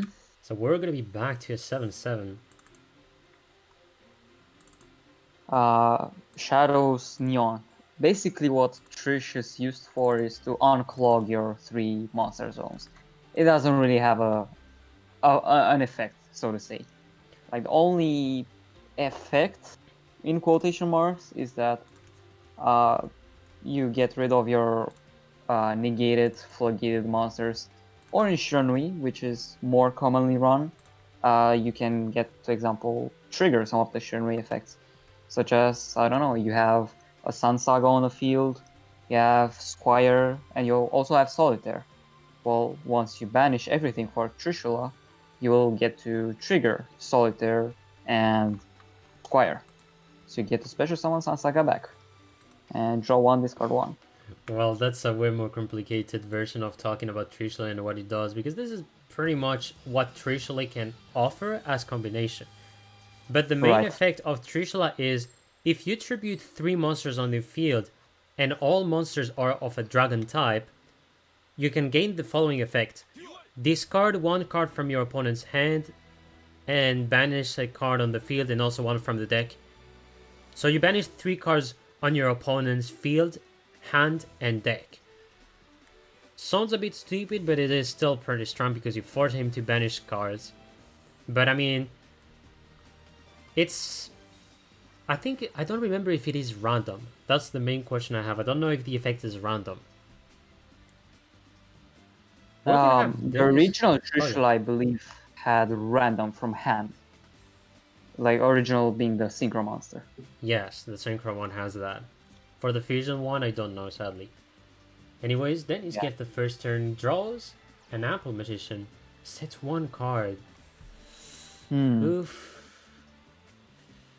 Well, I mean, UK does not have any more Karakuri, so we're gonna see a complete different playstyle. So he's gonna begin with a Squire on the field. First Shiranui of the night. Also the first Squire from the starting hand, but Exact. will not be seeing Spectral Sword anytime soon. Which I think is gonna be fine for him. He can take his time for that. Indeed, considering that the Squire was also ripped off from the top. So if he had, for example, Solitaire in hand, that would also be a thing. Exactly. We're gonna have a Lacer's effect that gets triggered and draws the invocation.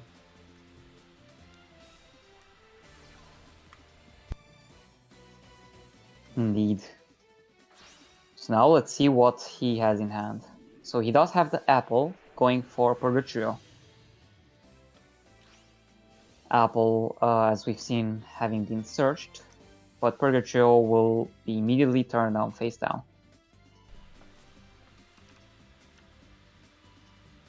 Still giving UK one more turn, with the hopes of getting a tuner as fast as possible. Yep.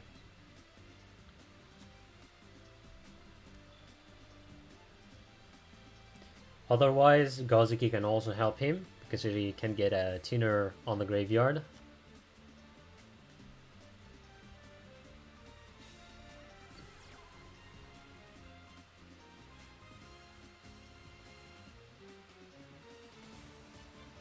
We'll be seeing one set card, but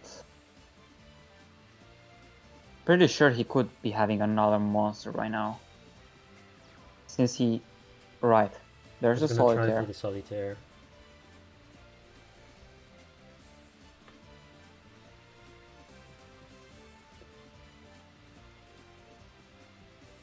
Slight delay, I'm assuming, from Dennis's side. Because Since you'd ideally have to get rid of the Solitaire. But it will go through. ooh, very nice. Tributing Squire. Yeah, now sending out for a level 6 if need be. The Samurai Saga.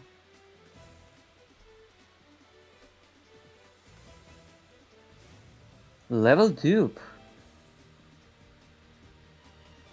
Alright, so going for the Shogun Saga. So he did start with another Squire in hand. His hand must have been, I don't know, Squire? I think it was sort of Second dangerous, Squire. but he still managed to get some nice defense technically. Oh, Although that's now for he's sure. gonna be banishing Squire just to get some draw, discard a card. To be able to draw faster and potentially build a better field. Yeah, ideally what you're looking at right now is fishing for the back row. Like you can easily have the discard folder from the Squire that was just shown. There it is. And there it is. So the face down monster, a reminder, will be Purgatrio from the side of Dennis. Most likely not opting to attack, since I believe it was floodgated, so leaving it face up, you know, Yep. could prove to be a trouble later on.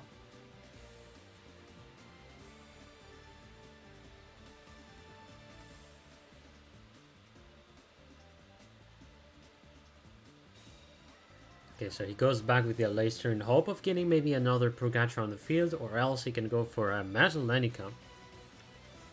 Yeah, But the I big think problem ideally you is do that he's going to be Purgatrio. forced to attack or not attack, and force the opponent to waste one of his back row. So that can be a big issue. And the other one is the following invocation that passes through, which is going to be using the tuner of his opponent. Indeed.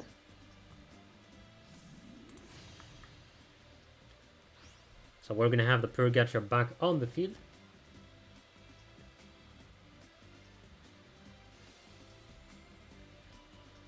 And what's even bad about it is Purgatrio has exactly 3100 attack. Exactly. So no Alistair boost is needed.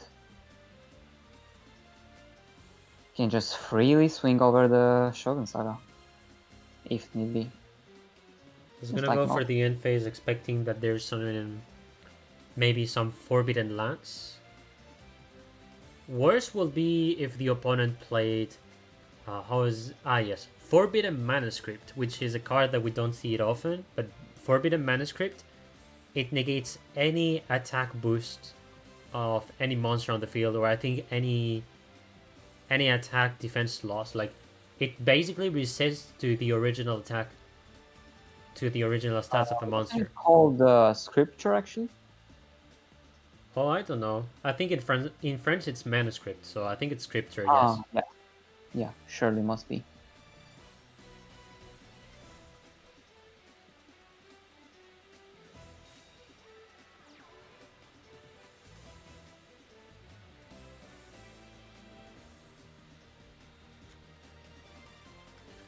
Honestly, doing a Karma Cut on a Shogun Saga, you let your opponent get the Spectral Sword back to the graveyard, so I'm not sure if he was gonna want that. He's I gonna don't want a think different playstyle. Shogun only triggers when destroyed, so not banished. And also has to be sent to the graveyard. So Maybe wrong, stuff yes. like destroyed and if destroyed banish wouldn't work. Yeah, you're right. Karma Cut does the work, so my bad. At the very least, he can safely swing into Berry, since all 3 monster zones were used. Actually, using Manuscript on the Blue Eyes can be actually sort of beneficial. Stupidly enough. It can That's do the true. job. That's more than sure. Blue Eyes, as we all know, 3k attack. It's very hard to get over at times without any sort of attack boost. Exact.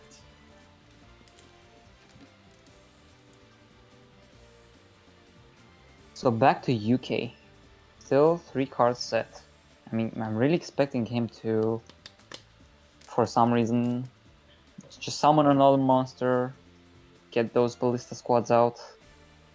He's gonna go straight to the battle phase, trying to destroy the Purgatrio, or sort of trigger the effect of a Leicester. Which I know Right. he's not gonna pull it out. I mean, he doesn't even need the Purgatrio. The best is that the Purgatrio goes in the graveyard. Yeah, no reason to use it at all. The other there. solution will have been to use a Ballista, but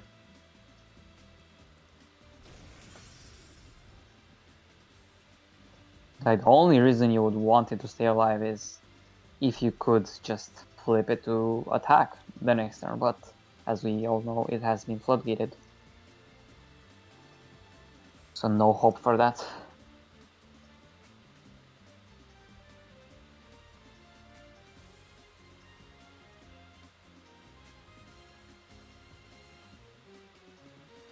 Quite a lot of cards in hand for Dennis. Actually indeed, winning the deck out battle currently.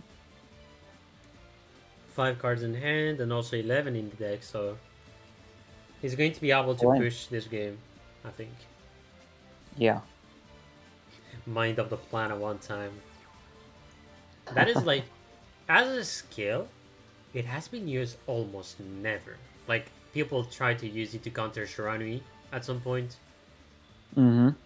but then nothing else actually. Yeah. Another factor, or like another deck they wanted to counter, is Ritual Beasts, as well as Metaphys, for example. Mm-hmm. And sadly, it never really took off as a main decked skill. Yep. I mean, you could use still Mind of the Planets as a side deck, but it is too situational. Way too situational, yeah. So he's gonna go the Strike Berry. Speaking of situational, I just had this image in my mind when thinking about Chain Disappearance, right? As Ah, we've seen it yes. earlier, just banishing all 3 Alistairs. Yeah, especially for a Karakuri deck, this is like a card you do not even see at all. Indeed. On an Invoked Magician Girls, you have chances to see it. So that was a huge surprise in that situation. Yep. We're gonna have a Floodgate, which is going to be face down. The Spectre Sword. But there is I some think the case response.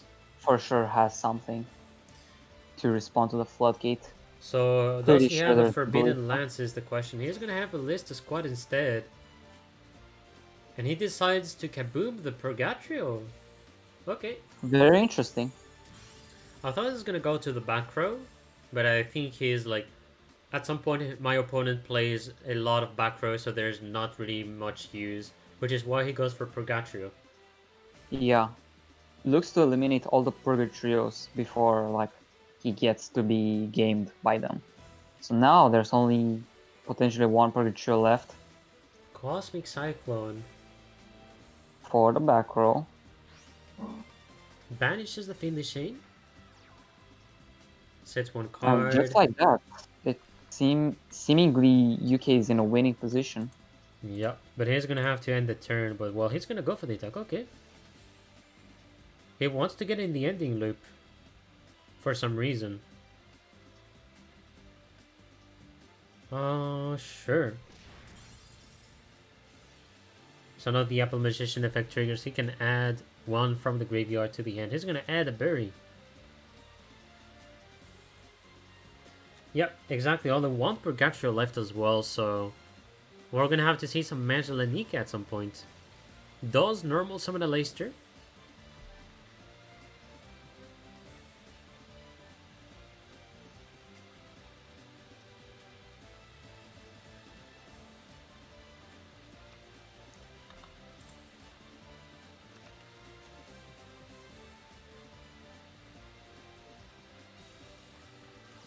Alright, he's able so far to pull the fusion with the invocation.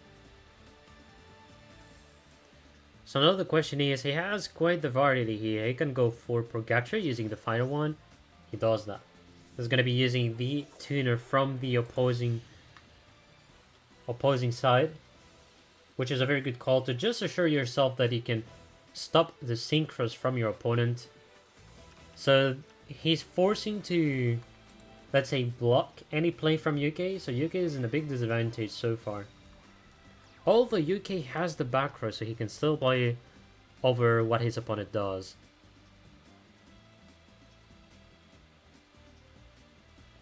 Curious to note that UK did go for that one Ballista squad on the second Purgatrio, but still somewhat ended up with his tuner banished by Purgatrio, the last one.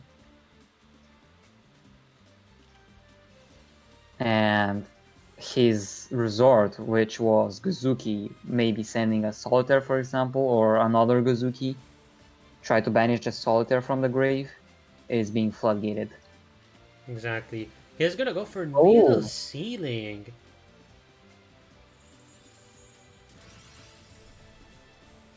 The Shogun Saga's effect is going to trigger. I don't know if Gozuki does. I think yes. No, I think that's from your opponent. Yeah. Or maybe he can trigger it if he got like a monster from the hand. But he's not ready. He still goes for Synchro, banishing Solitaire. And he's gonna get an Arfing Zombie Skull to prevent from any card that destroys a monster on the field.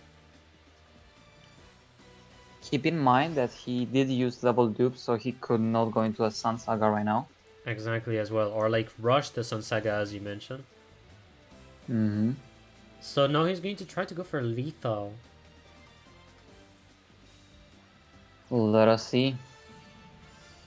Do you know that all Purgatrios are gone? And oh wow, nothing. not only that is gone. Yep. Also, Dennis because the the own issue... deck. Oh, sorry. Speak. Sorry. Oh no, it's fine. I actually just wanted to end it. Oh no, right it's there. fine. Oh, you're free to speak. You're free to speak. No worries. All I wanted to point is that it was a bit hard to know if there was any timing on the side of Dennis because of his last card. So that maybe means that UK was sure that he had nothing face down.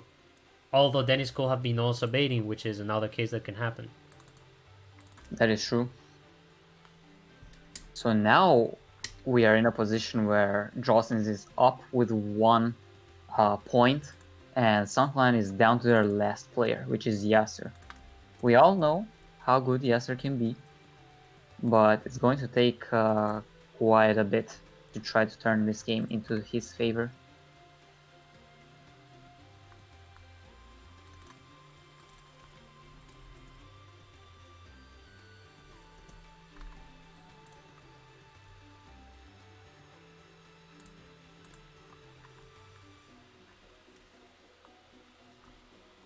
Alright, so yet again I'm going to be preparing next match. Just for the fun, so we can have, like, I don't know, animations for the funsies. And also while we wait for Yasser to join the room. But yeah, so far very solid war from both of the teams. Getting very close results every time.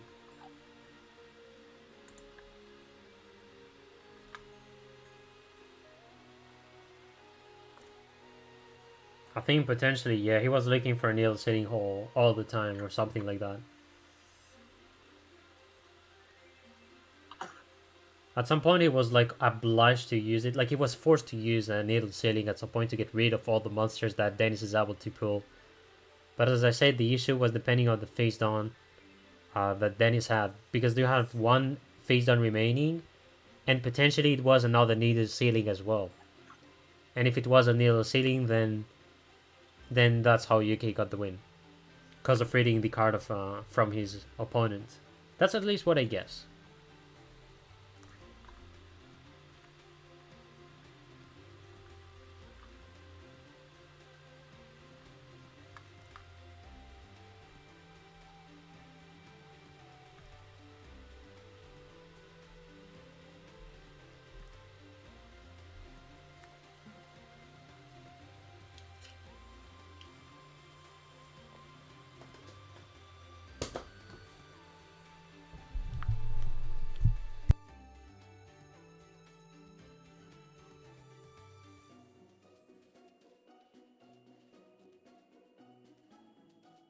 Taking quite a bit of time from Yasser.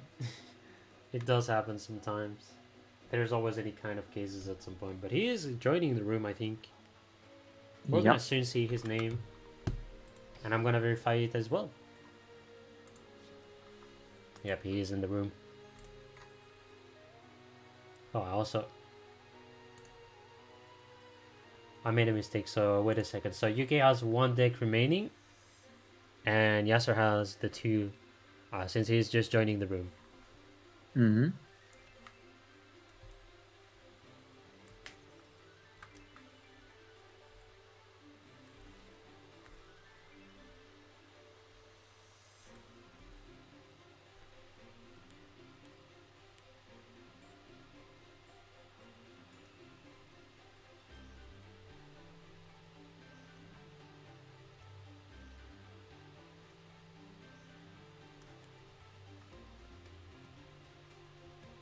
Let's see if there's other games that are about to end.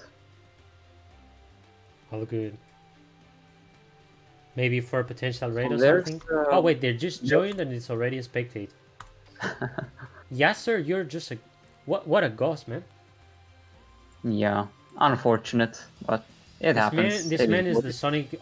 he's the Sonic the Hedgehog of the Duel Links. Already launching the battle and I did not see anything. Alright, yet again, good luck to both teams. This is a very tight moment for both teams, especially with a score such as 7-8. Yeah, because anything especially when the war has been this close throughout the whole war. And the first turn is going to go for UK, which we know he's playing Shironi level duplication, going to go for a Shogun Saga. Revealing the Gozuki, so not the Solitaire. You would love to see the Solitaire once you do the Shogun Saga play. You can also top into it with Squire.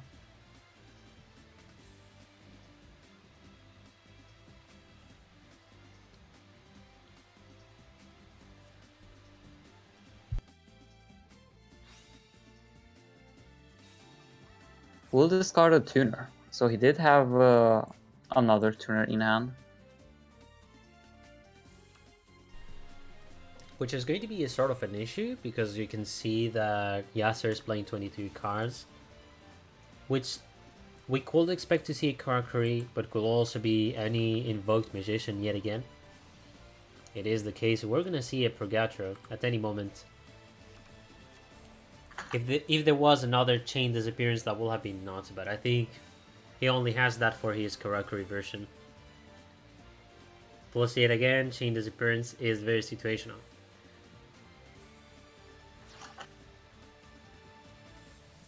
One moment, I'll be away. Oh, no problem. I'm gonna try to carry you just for some moment then. We're gonna have a Floodgate, which is going to be pitting face down the Purgatrio. So yet again, we're gonna be slowing down Yasser, but he can still put some back row, which is going to help him to get some nice defense.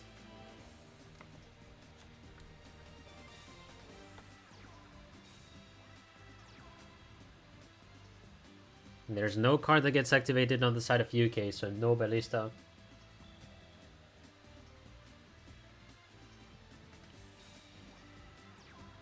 He's gonna have a Gozuki though. Gozuki that gets on the field, which is going to be able to use the effect or not. And no, there's going to be a floodgate that goes through. And he's gonna go for the battle phase, so now he's going to be forcing his opponent to be face up.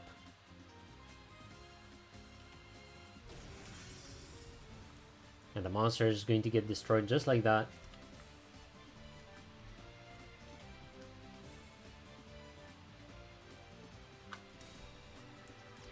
Okay, he's gonna repeat this cycle. He's gonna try to yet again do another Purgatria plus. There's another tuner on the inside, which is yet again going to sort of block UK.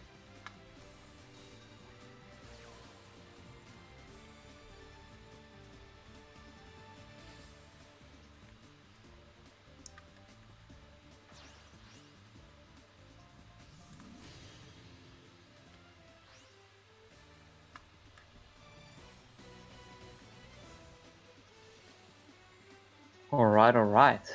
Let's see. So, seems like I didn't miss much. Just a bit of slowdowns. Both of the players have used a floodgate, so there was a floodgate on the Purgatrio on the side of Yasser, and a floodgate on the Gozuki on the side of UK. Right, And he's gonna have an Elixir in hand, and I think it's potentially lethal. If I do the calculation, it is a 4000 perfect lethal. So this should be 3100, and yeah. With Elixir, he confirms it. Yeah, that's for sure. Yeah, unfortunately, date. Invoked can use so much. Another thing that I must say is that Drawsense is, I think, they're guaranteeing their spot in the top 4 of the division as well. Same for Sun Clan. Like, both clans are in top 4 confirmed of their division, because both of them have 4 wins, 2 losses, even though there's not the same round differential on both teams. But this is very, very close. Yeah, that is true. Both of the teams, at the very least, in week 7, before the new group. How do you call them? Well, yeah, the new groups are being made.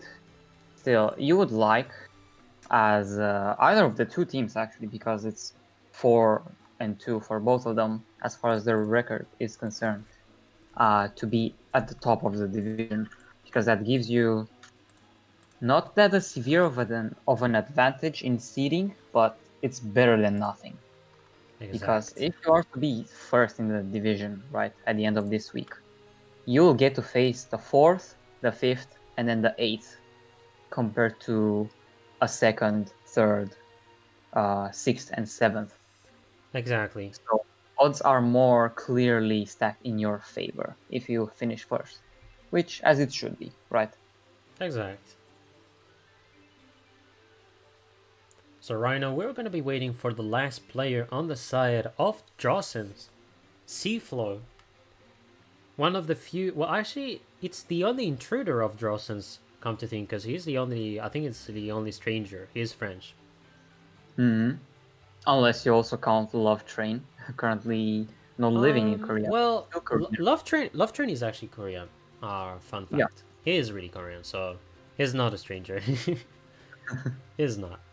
Love Train is the true Korean. The heart of his team, actually. I think it is the... He is the manager, I think, believe. yeah, exactly. He's the manager coach from memory. Pretty much one of the heads of the team. Yeah. And then you have Seaflow, who is like the stranger who somehow... It's quite funny because I was thinking that I was the only one who will join a Korean team, but he joins a Korean team and I'm like, this man is a legend. Like, you know, like for 2 months, I was like, I'm not gonna lie, I was showing off the fact that I was like in a Korean team, because I mean, you don't really expect people to accept you because you don't speak Korean. And I was like, well, that's cool. But then this man joins Drawsense, which is, well, normally a Korean team, which is pretty impressive. I wonder how the communication could be relayed I mean, most likely through Love Train, since he I knows think three it's languages. going to be English and Korean at the same time. I mean, personally, when I do speak with them, I do speak in English a lot, and then I sometimes try the Korean translation, but of course I know sometimes it is bad, so I don't do it often. But in general, they do sort of understand when I put the English message as well as Korean. Communication is fine. At least how I do with the KDL team that I have. Right. And I think since you play with Korean players, most of them, they are going to be using Kako as an app, so I do think he is also using it. I see. So yeah. Funny message for Mr. Flo in French. Je sais pas si tu utilises Kakao Talk, mais n'hésite pas à me le dire après. Anyways, we're gonna have Flo on the table, and I'm just gonna say spectate. This is the last best of 3. This is pretty much the last road that we have. Seaflow is going to be playing Blur Flanagan, so we can already expect actually Karakuri or Shiranui potentially. I think it is Shiranui. Oh, Yeah, 20 we're cards. seeing a risk delay. Oh no, that must be a Karakuri. I guess. No, Dark Magician. I forgot. Yup. Dark Magician against Invoked Magician. That can be an interesting matchup, I think. So with Circle, he's going to be getting a Dark Magician to the hand. Plus, I realize he has like... Wait a second. Yeah, exactly. He has 21 cards. Right? That's a huge surprise. 21 cards, Dark Magician. With restart as well. Oof, 1 card. Well, he's sort of fine because the opponent doesn't really play Cosmic Cyclone, so technically he's fine. But if it is not a navigation, he's gonna have some issues.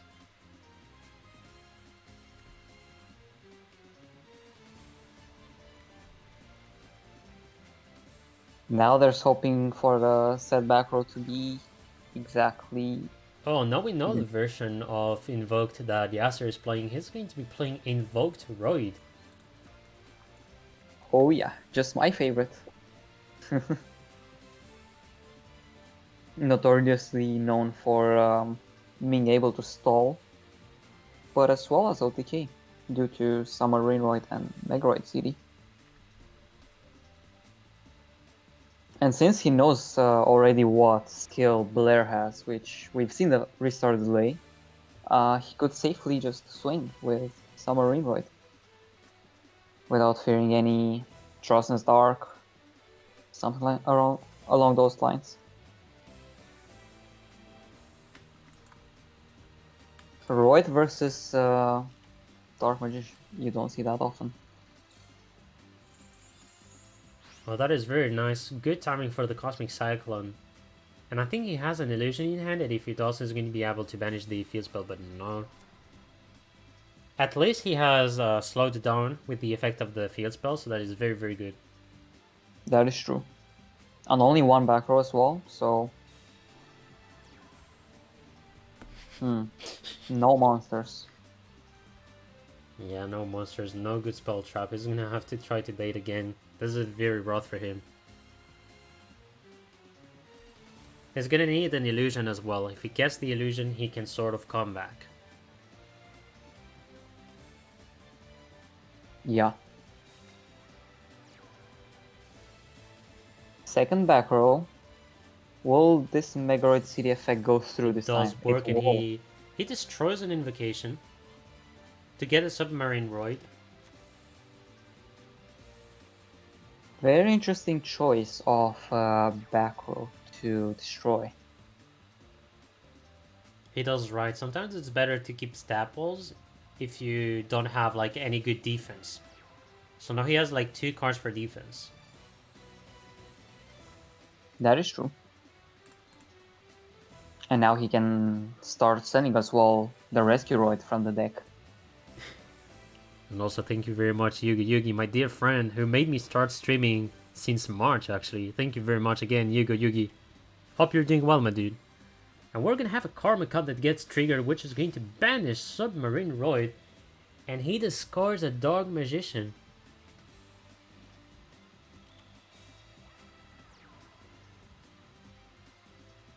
Again, one face down on the side of Seafloor. Although, it's technically fine because he also slowed down his opponent Yasser.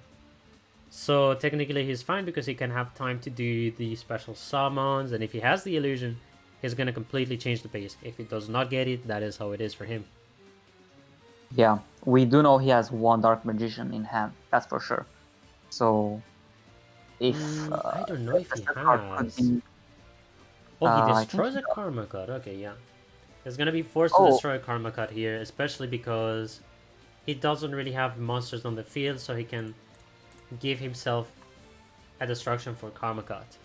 But the question is, which card does he search? Because with the fact that Yasser is thinking, I am expecting that he has an Aleister in hand, so he's going to be searching for Rescue Roid, which is Fire Attribute, letting him do a Purgatrio, but he can still do Water to go for Cossidus, to be more defensive.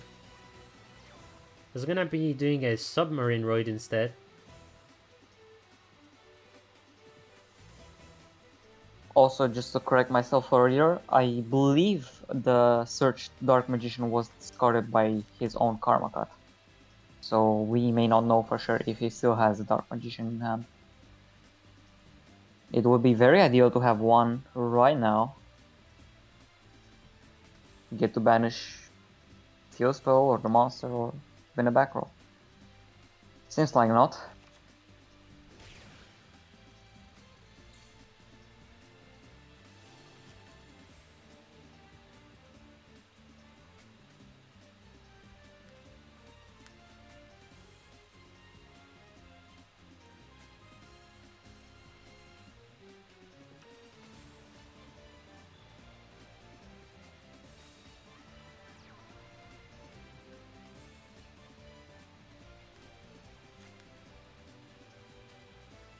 So not much going on. Yeah, that looks like a break. If he did not draw Illusion, that is going to be the end, but his opponent... No, his opponent switched to defense because of the effect of Submarine Ride, so I remember. Okay. This is literally his last chance. So far, Indeed. Yasser is gonna have the field in this situation.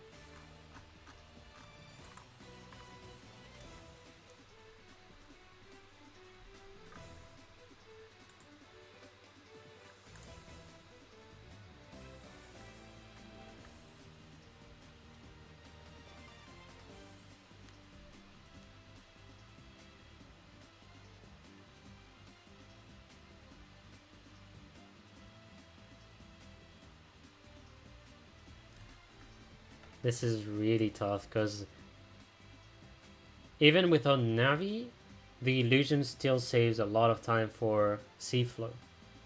But if he has a Dark Magician and he has a Navigation, he is going to be able to pull a nice field. So far, I think Yasser is still on the position of thinking. We're on the main phase of Yasser. Tribute Summon. Alright, normal summons a Rescue Roid. You don't see that too often, but at the very least, it's still game. He's trying to... Does he want to destroy Rescue Roid? No, he's gonna go for a back row? Okay. That means he does not have an Aleister yet.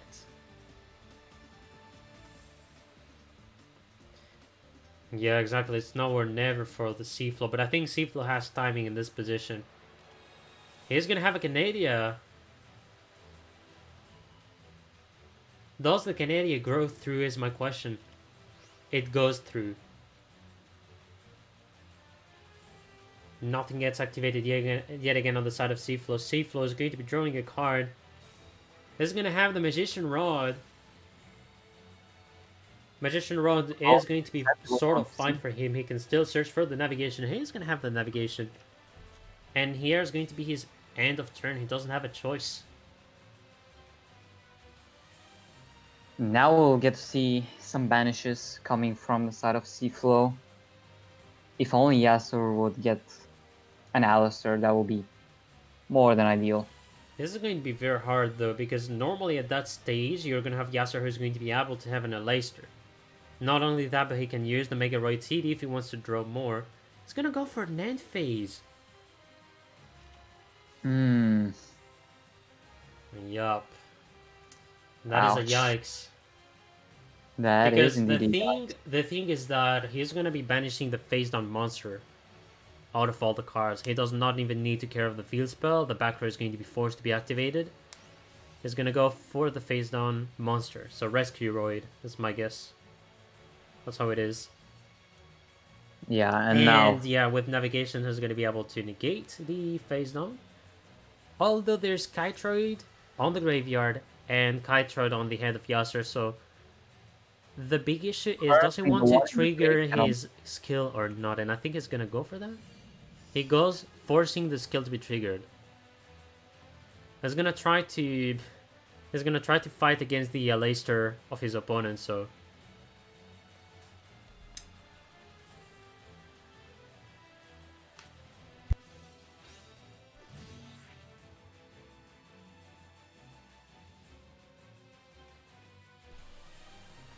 or so he decided to use the Kytroid right now. Must mean that maybe he has a spell, no, Sorcery Conduct as a skill. He's gonna have to banish Kytroid right now.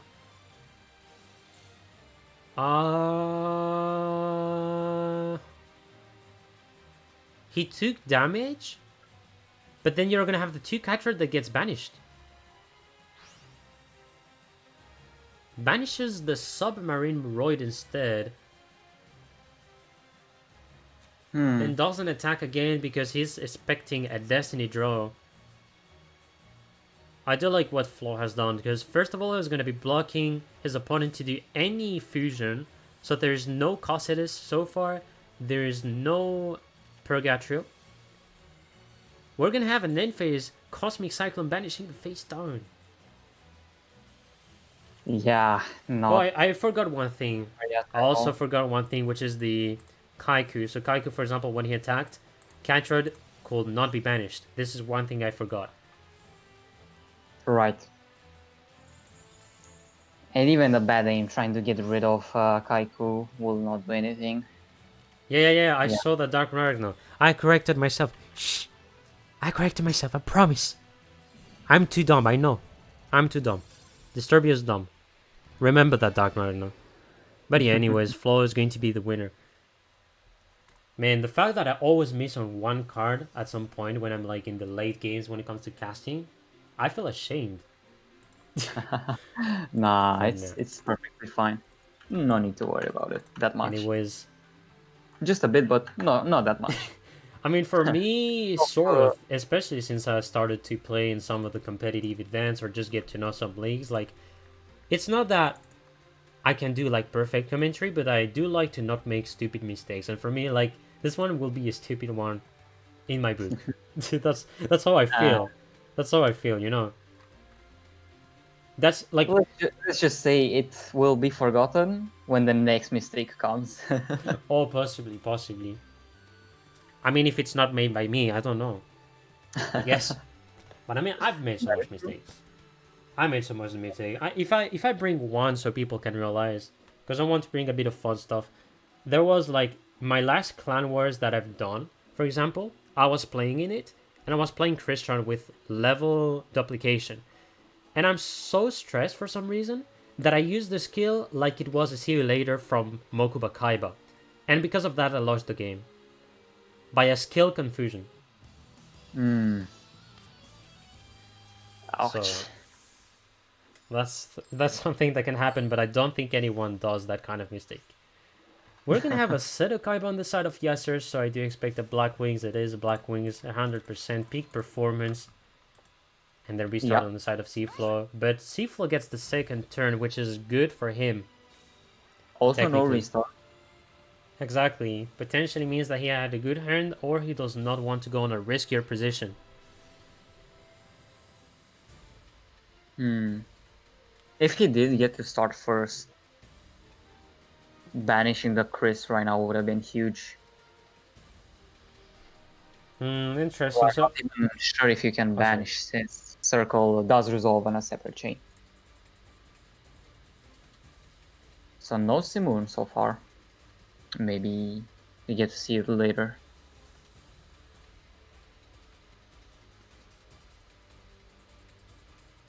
also, there's an interesting point between Levi and Rain, which is about the versions of the Invoked. Because we have seen two that were in tier at some point. So we had the Magician Girls and the Roid one. Both of them doesn't have the same play and same objectives. I still do think the Magician Girls is what was. I mean, I think Magician Girls does better against Christian compared to Roid, for example, because of water elements, earth elements, which is beneficial for you anyways. Plus the fact that you have Magician Girls just in case. I think it's a better version against Christian. Roid is indeed annoying because you're gonna have, let's say, Supermarine Roid that does direct attacks. You're going to have a Kytra that just gets no damage if you're like doing a direct attack. So I do agree with that. On the side of Yasser, he's going to be doing one normal summon. Normal summons Chris.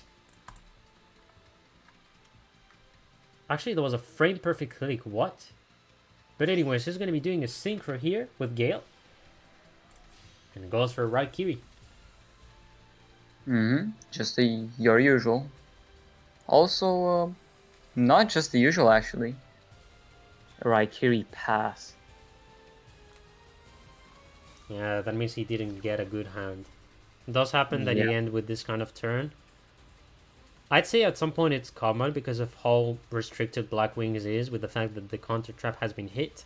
The fact that Raikiri, Orochi are still 7 limited to 2. It pretty much restricts the archetype. Right.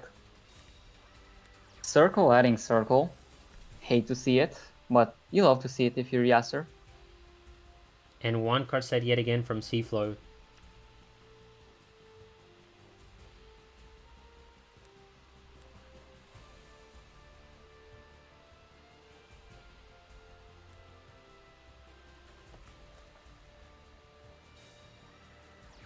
Another Chris normal summon.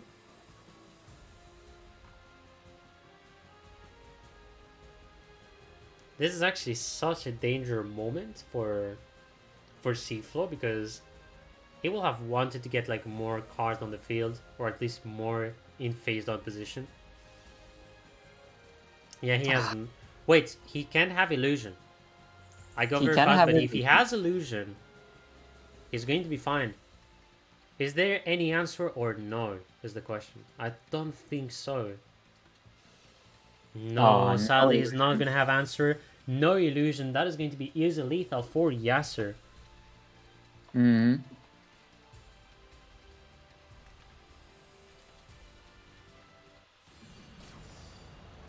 you hate to see that. I think the other issue is that if you play Black Wings without 2 illusion, that's like the crucial moment. And I think there's a point where I've seen people play like just 1 illusion. And the illusion sometimes really saves, which is, you know, your stupid card, may I say. But it is a really good one, which when you don't have it, well, it is what it is. No problem. As on my side, I'm going to be updating the scores. Yasser with the win and Flo with the loss. This is going to be the last duel.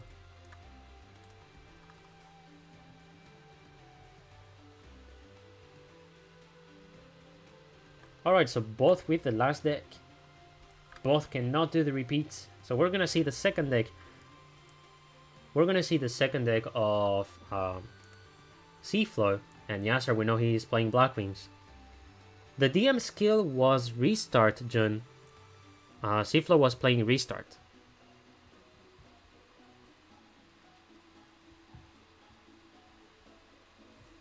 Honestly, you still have seen Restart for a long time in Dark Magician, so I don't know why you will say what the fuck. I mean, it does have sense, you know. It is a skill that has been played in the past more than Balance. Balance is like more logical in case you play 20 cards, and at some point, I mean, it technically is better for what kind of cards you play in it. Restart is not bad. It's not because the skill tends to look bad in a deck that you can say that it sucks. I mean, in Dark Magician, it does have a lot of sense. If you open bad, you're gonna want to restart. Just fact. So Seaflow playing Dark Signer? Yeah, there must be a Shiranui on the side of Seaflow. With Dark Signer Carly. Alright. Alright, just coming back, and we do see Dark Sinner Carly. Where my boy Shao's at. Oof, 2 Whirlwind already. Yasser with a very good opening. Even though he's forced to discard and even banish the Zephyros. For all we know, he could be running a second, but you don't often see it these days. Actually, you do see more. I started to see people play 2 Zephyros. You can see that he added a Zephyros, actually. That is true. That was actually Also unexpected. BPL. So, Expected as well. probably indicative that either he started with Orochi or that he's going to search it now. Yep. Most likely ought to be searching it now.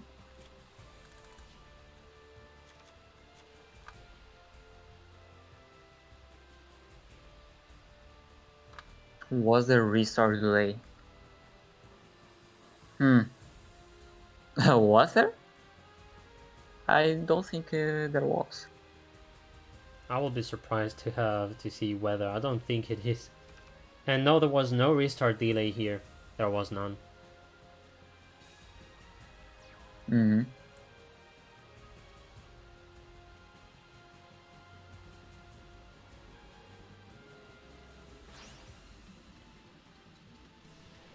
Going for a synchro in this position. It's gonna go for Ancient Pixie Dragon. Very interesting.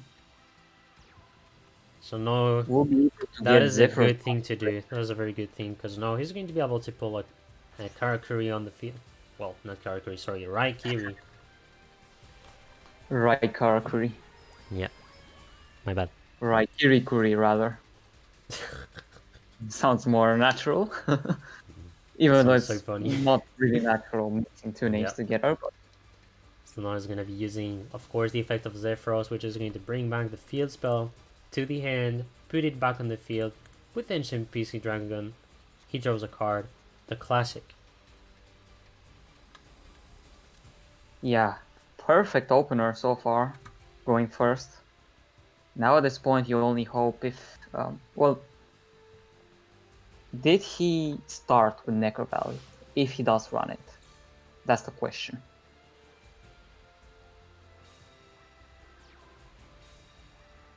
Two Two Phase dead Dawn. cards. Oh, that's scary. Cosmic Cyclone and Offerings to the Doomed will be cards that you get to see often.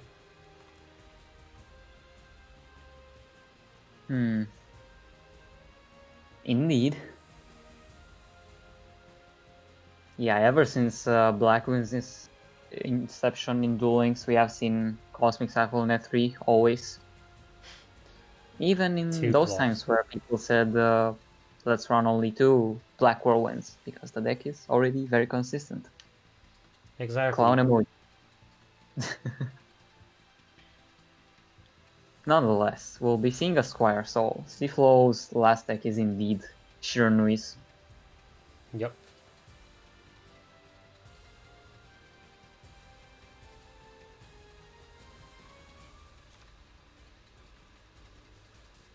Vector Sword successfully summoned. For Auto now. Augmentation. Oh, So he's gonna go for an early Sun Saga. that is true. Reveals a Solitaire. So we know now that he has a Solitaire in the hand. Level Lock. Don't see it too often these days. Compared to Level Dupe, that is. So another good thing for him is the fact that he is going to be avoiding any offerings to the Doom. Indeed. Although I wonder which card he's gonna try to attack, that's the question. Only one card set as well.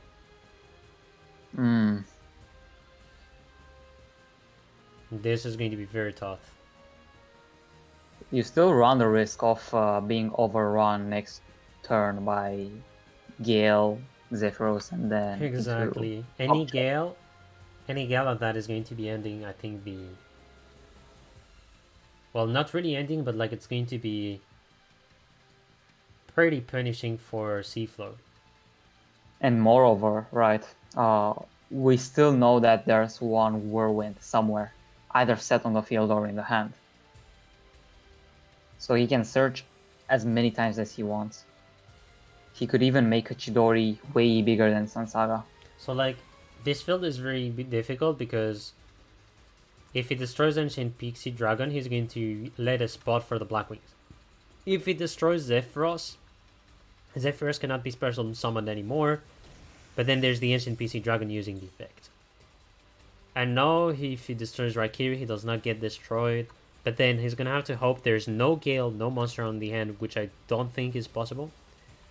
I do think that Yasser no draws a monster. I'll be right back in one moment. And no problem.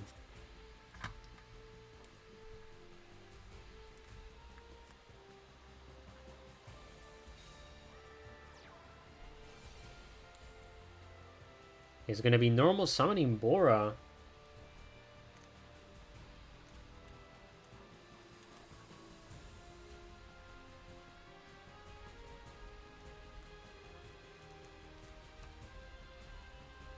Alright, so now he's adding the Gale, but of course with the kind of field he has, he cannot do any synchro. Yeah, rank 4 could be potentially seen, like, for a Blackwing deck, most of the time you have seen like a, let's say, 5 synchros, especially with the version he plays. It could be possible. No, way better. So he's gonna be intentionally destroying Bora to get some space, special summon Bora, which is going to let him do the synchro, which is going to be, apologize, Hogjo. He's gonna be going for Hogjo, which special summons the Karakuri. Oh my god, not Karakuri, Raikiri. I'm getting confused every time with the name. So annoying, especially because of how much Karakuri has been influencing in the meta. But Gale using the effect, reducing by half the attack of some Saga. Hogjo is going to be coming soon.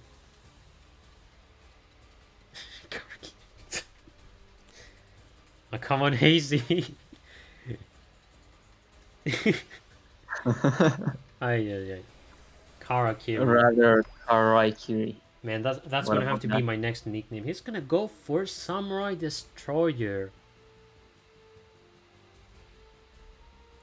Does he have any defense is my question. The Karma card will be a card that saves him, but...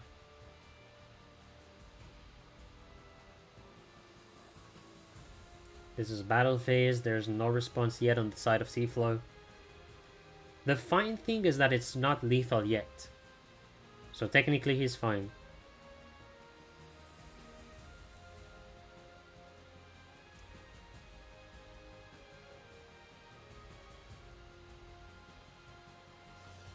Yeah, he's gonna take the attack of Samurai Destroyer.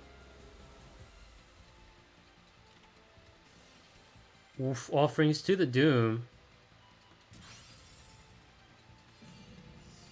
And I think that is lethal unless there's a card that is going to counter. I do think there is an answer on the side of Seaflow, so we do need to see what card it is. He's gonna take the attack. Does he have anything to counter here? This is the last card Seaflow has. And it's not going to be enough by 100... Oh, yes, it is. Oh my god, 100 life points. Seaflow is surviving. Reducing by 800 attack. Plus, not only that, there was no boost from the mountain. Good read with the Forbidden Lance. Oh, That is You know, very tough. This you is the know, last chance of Seaflow. So Seaflow is going to be able to pull a Synchro. He can do a level 6. So technically he's fine, but he's going to need to get rid of the Samurai Destroyer very fast because it has 100 life points. This is such a high survival. No, he has done the Arc Fiend to avoid any effect destruction just in case. Effective square that is going to add and discard. He's going to be discarding Solitaire. He's going to go for a Synchro right now. Alright. This is the last resort. Well, Shogun he's gonna Saga. have to. He's gonna have to give it his all here. Indeed. It's When the he last. discards the synchro, I do think he's gonna have lethal. So this is the last attack. This one matters a lot. He's gonna be adding 2,500. It's going to be 5,500 attack if he attacks the Ancient Pixie Dragon. Let me do the calculation. No, he's going to be discarding Solitaire instead, which is way better because now he's going to be trying to do Sun Saga. Sun Saga for the Forced Destruction. Which I do think is going to be looking to destroy Ancient Pixie Dragon with the Fields... No, sorry. Spell Trap. So now he's having 2 Synchros which are in the grave. 3 actually. Which is even better. Is going to be destroying the 2 spell traps. Now he's going to go for Samurai Destroyer.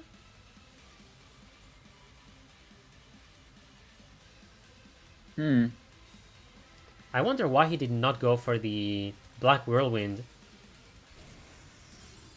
Still, he has the back row, so he's technically fine. And not only that, the offerings to the Dune was used. So if Chris gets banished or touched, this is the end. And it's going to be a Canadian face down. So if Seaflow has a monster next turn, which is superior to 500 defense, this is going to be game. Yup, exactly. I think the Samurai was maybe because of the stress that Seaflow had. For me, this is a misplay. You will want to touch the the continue spell. Because what you do is reduce the opportunity to draw a card. And it's going to be enough. Seaflow summoning Gozuki for the last point of the game. Draw Sense, who is going to be winning the war 10-9. What an ending. What an ending indeed. Man, what an ending. Big up to both players. Jesus Christ. Did we ever have such a close war? We had multiple ones, but this one is probably one of the closest I've seen, at least on my perspective. Yeah, check the messages in the match room, and No just worries. see I'm gonna try to see that on phone. And Mumu trying to clash Mr. Shao's and his Carly. Ay. Unbelievable war. soon, I assure you. Oh, actually, I mean the SC versus DS. I don't know if this one that you're talking about, or like if you're talking about making an interview. Sorry, I'm a bit lost. I'm a bit speechless right now with the war that happened right now. So. Right. Well, I will sadly have to go really soon. It's from okay. the camp, so I'm not going to be around for an interview if there needs to be an interview.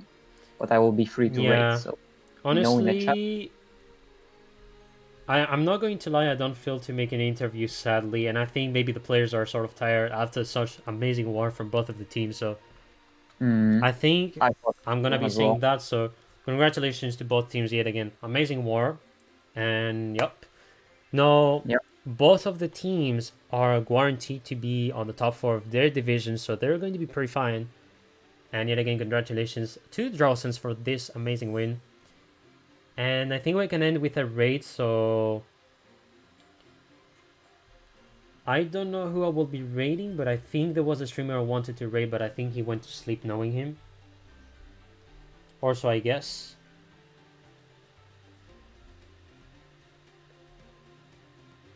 Oof, I mean, that would be so funny that I'm like, oh hey, do you want to see some Sonic speedrun? But no, I'm gonna be sending you for some Team Wars. Aichan or Shen?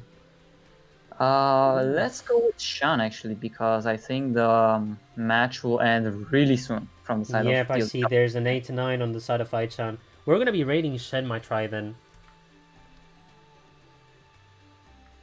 Alright, so guys, yet again, hope you enjoyed the war. And yet again, big up for both teams with the whole roster. And no problem, by the way, Love Train for the stream. So yeah, I'm gonna let you launch the raid whenever you want.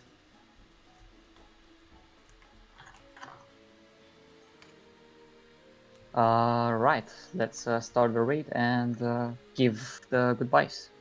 Yep.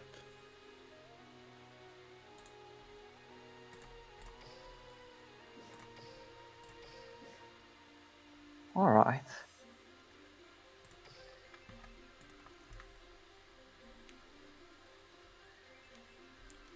Alright, so usually what I do is like, I don't know.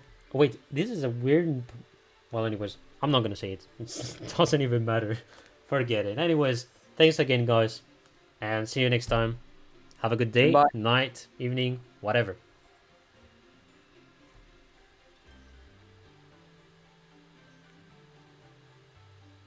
And rated. Yep. With the last voices from. Or Marvelous voices, I guess. All right. stopping? Now I really have to go because I'm playing in a tourney and